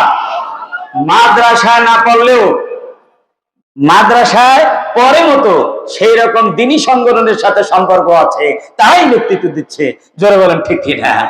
এইরকম একটা নেতৃত্ব আমরা জাতীয় পর্যায়ে কামনা করি ইনশাআল্লাহ। আল্লাহ রাব্বুল আলামিন সেই আশা বাংলাদেশের জনগণের, বাংলাদেশের আপামর জনসাধারণের সকলের সেই আশা পূর্ণ করার তৌফিক দান করুন সকল, আল্লাহুম্মা আমিন। মা বোনদের খেদমতে দুই একটা কথা বলি। মা বোনদের জন্য জান্নাতে যাওয়া একদম সহজ। চারটে কাজ করতে হবে। কয়টা? এক নম্বর হলো 5 ওয়াক্ত সালাত যথাযথ ওয়াক্ত মোতাবেক আদায় করতে হবে। 2 নম্বর হলো রমজানের ফরজ রোজাগুলি রাখতে হবে, এই যে সামনে রমজানের মাস আসতেছে। 3 নম্বর হলো সতীত্বের হেফাজত করতে হবে, পর্দায় থাকতে হবে। 4 নম্বর হলো স্বামীর আনুগত্য করতে হবে। এই 4টি কাজ যদি আমার মা বোনেরা করতে পারেন ঈমানের ভিত্তিতে, তাহলে আপনারা, আল্লাহ নবী বলেন, ফাল তাদখুল মিন আইয়ি আবওয়াবিল জান্নাতি সাত, কিয়ামতে 8টি জান্নাতের 8টি দরজা ওপেন থাকবে আপনাদের জন্য, যে কোনো দরজা দিয়ে জান্নাতে অনায়াসে প্রবেশ করতে পারবেন, বলেন আলহামদুলিল্লাহ। সুতরাং এই নারীরা হচ্ছে সমাজের অর্ধেক। নারীদের যদি উন্নয়ন না হয়, নারীদের চরিত্র ডেভেলপ না হয়, তাহলে সমাজ, পরিবার, রাষ্ট্রের উন্নয়ন হবে না। এই জন্য নারীদেরকেও শিক্ষার দরকার আছে না নাই? পুরুষের যেমন শিক্ষা ফরজ, নারীদেরও কি শিক্ষা ফরজ। তালাবুল ইলমি ফরিদাতুন আলা কুল্লি মুসলিমিন ওয়া মুসলিমাতিন। মা বোনেরা, তারাও আপনারা মা বোনদের ভিতরে এই দাওয়াতি কাজ আপনারা করবেন। তবে পুরুষেরা মা বোনদের, তাদেরও সেবা করবেন। আপনারা মায়ের সেবা করবেন, মেয়েদের হক আদায় করবেন, স্ত্রীর হক আদায় করবেন। স্ত্রীর উপরে আপনি কোনো বিয়া শাদী করে মোহরানা দিয়ে কোনো প্রভুর মর্যাদা অর্জন করেন নাই, প্রভুর মর্যাদা আপনি অধিষ্ঠিত হন নাই। আপনি প্রভু আর বউ হলো বান্দি। এরকম নাকি? কথা বলেন এরকম? আল্লাহ কি বলে? হুন্না লিবাসুল লাকুম ওয়া আনতুম লিবাসুল লাহুন্না। তিনি হচ্ছে তোমাদের জীবন সঙ্গিনী। পোশাকের মতো। পোশাক আলাদা করলে মানুষের সৌন্দর্য থাকে। আমি যে পোশাকটা পরে এসেছি আপনাদের সামনে, এই পোশাক যদি আমি খুলে ফেলি, তাহলে আমার দিকে তো আপনারা তাকাইবেন না, ঠিক না? এখন বারবার তাকাচ্ছেন আমার দিকে, আমার দিকের থেকে পোশাকের দিকে, ঠিক না? আপনার দিকে, আপনার পোশাকের দিকে আমি তাকাচ্ছি। আন-নাসু বিল-লিবাস, মানুষের সৌন্দর্য তো পোশাকের দ্বারা কি বাড়ে। সেই জন্য আল্লাহ পাক পোশাকের সাথে তুলনা করেছেন যে নারীরা, স্ত্রীরা পুরুষের পোশাক, পুরুষেরা স্ত্রীর পোশাক। কেন করেছেন? শীত থেকে বাঁচার জন্য পোশাক লাগে, গরম থেকে বাঁচার জন্য পোশাক লাগে, ঠিক না? সতীত্বের হেফাজত করার জন্য পোশাক লাগে, নিরাপত্তার জন্য পোশাক লাগে, সৌন্দর্যের জন্য পোশাক লাগে, লাগে কিনা? এত কিছুতে পোশাক লাগে। সুতরাং একজন পারফেক্ট স্বামী, সুপুরুষের জন্য এরকম একজন চরিত্রবান স্ত্রীর প্রয়োজন, যেমন পোশাকের প্রয়োজন, তেমনি একজন সতী নারীর জীবনে একজন পারফেক্ট সুপুরুষ প্রয়োজন, যেমন তার শাড়ি চুড়ি প্রয়োজন। জোরে আল্লাহু আকবার। সুতরাং পুরুষের দায়িত্ব আছে না নাই? জোরে আছে না নাই? এই জন্য তার খাবার দাবারের দায়িত্ব নেবেন। আপনি যা খাবেন তাই খাওয়াবেন। আপনি যে মানের বিছানায় ঘুমাবেন, সেই মানের বিছানা তাকেও দিবেন। যে মানের পোশাক পরবেন সেই মানের পোশাক আপনি পরাবেন, তার সাথে ভদ্রচিত কথা বলবেন, তাকে আপনি মানে গালাগালি করবেন না, আর মুখের উপরে আপনি মারতে পারবেন না। ইচ্ছা করলেই আপনি যেন তেন করে মারার সুযোগ আপনার নাই। আর অনেকে আছে মা বাপ তুলে গালি দেয়, এরকম পুরুষ আছে না নাই? আছে না নাই? আপনাদের এলাকায় নাই, কিন্তু অনেক জায়গায় আছে না। বলে কি স্ত্রীকে, পোলায় আপনার পোলায় দুষ্টামি করতেছে, আপনার পোলায় কেরাম খেলতে গেছে, কি বউয়ের দোষ? আপনার দোষ নাই? যদি দোষ হয় তাহলে আপনারও হবে, বউর হোক, দুজনের হোক না, ঠিক না? একজনের দোষ হবে। শুধু আইসা ঘরে বউরে পিটান শুরু করলে তো পোয়া গেছে কই, বউর দেওয়ার দরকার ছিল, তোর পোয়া গেছে কই, ঠিক না? এইরকম অনেক মহিলা আছে বারমাইয়া, যেরকম, ঠিক না?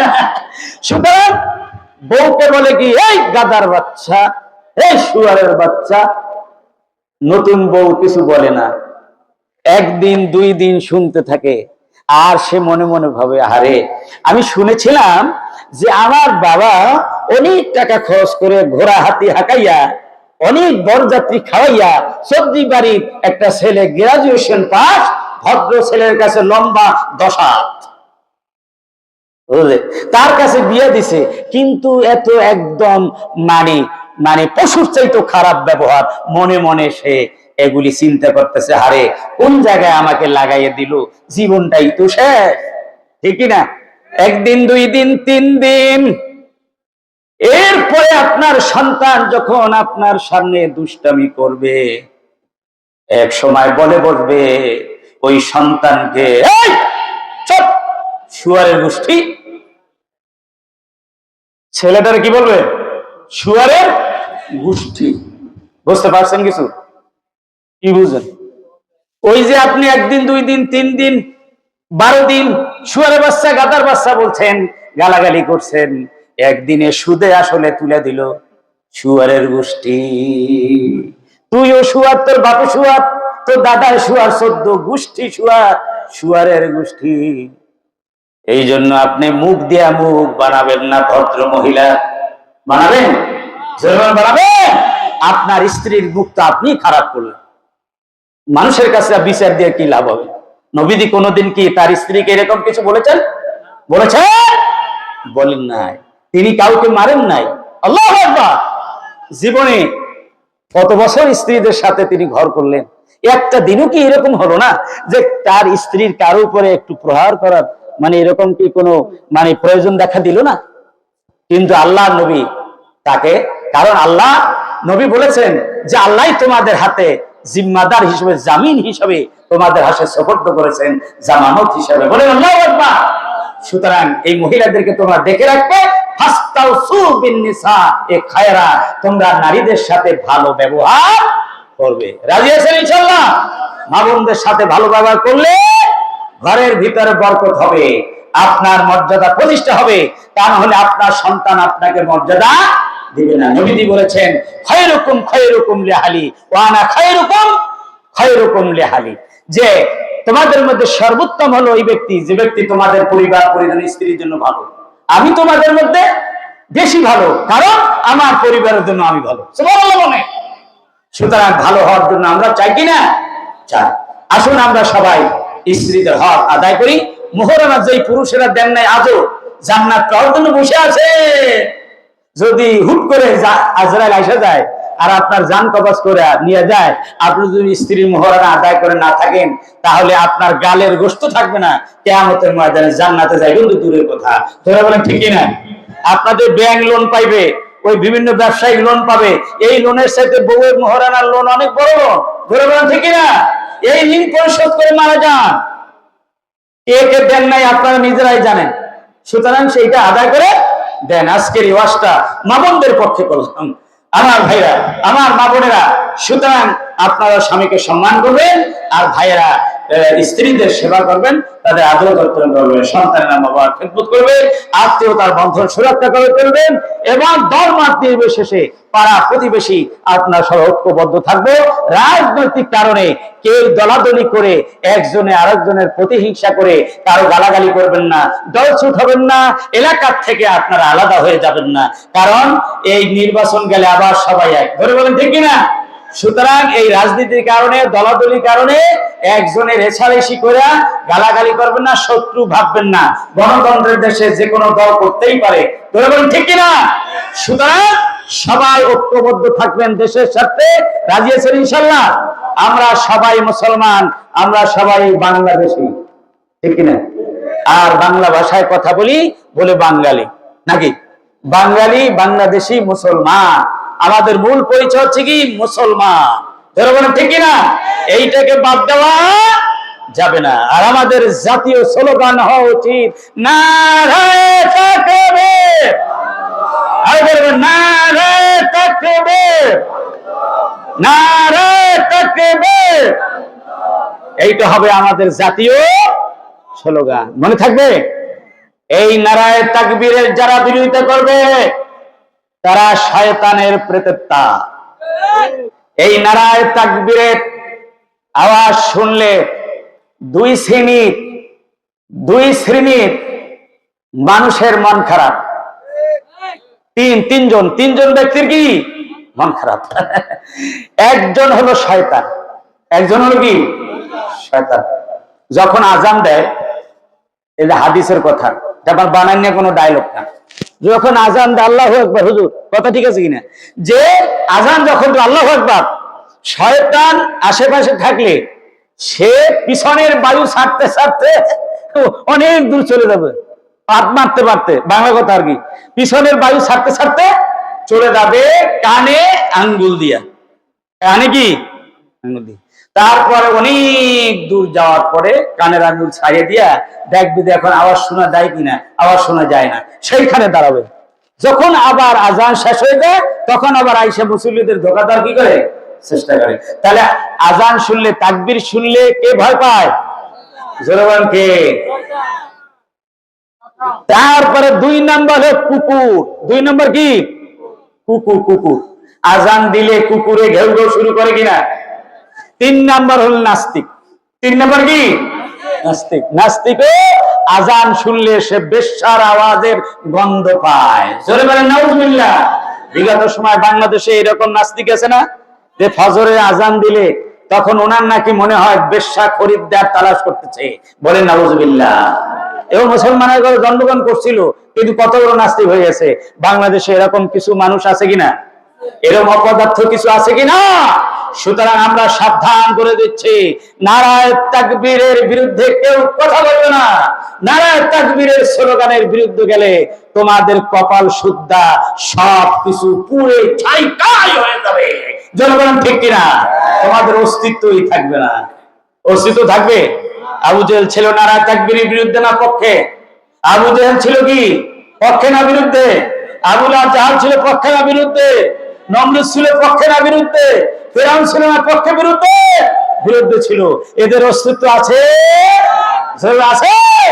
সুতরাং আজ আমাদের সকলের জাতীয় স্লোগান হোক নারায়ে তাকবীর, আল্লাহু আকবার। ওয়া আখিরু দাওয়ানা আলহামদুলিল্লাহি রাব্বিল আলামিন। আসসালামু আলাইকুম ওয়া রাহমাতুল্লাহি তাআলা ওয়া বারাকাতুহু।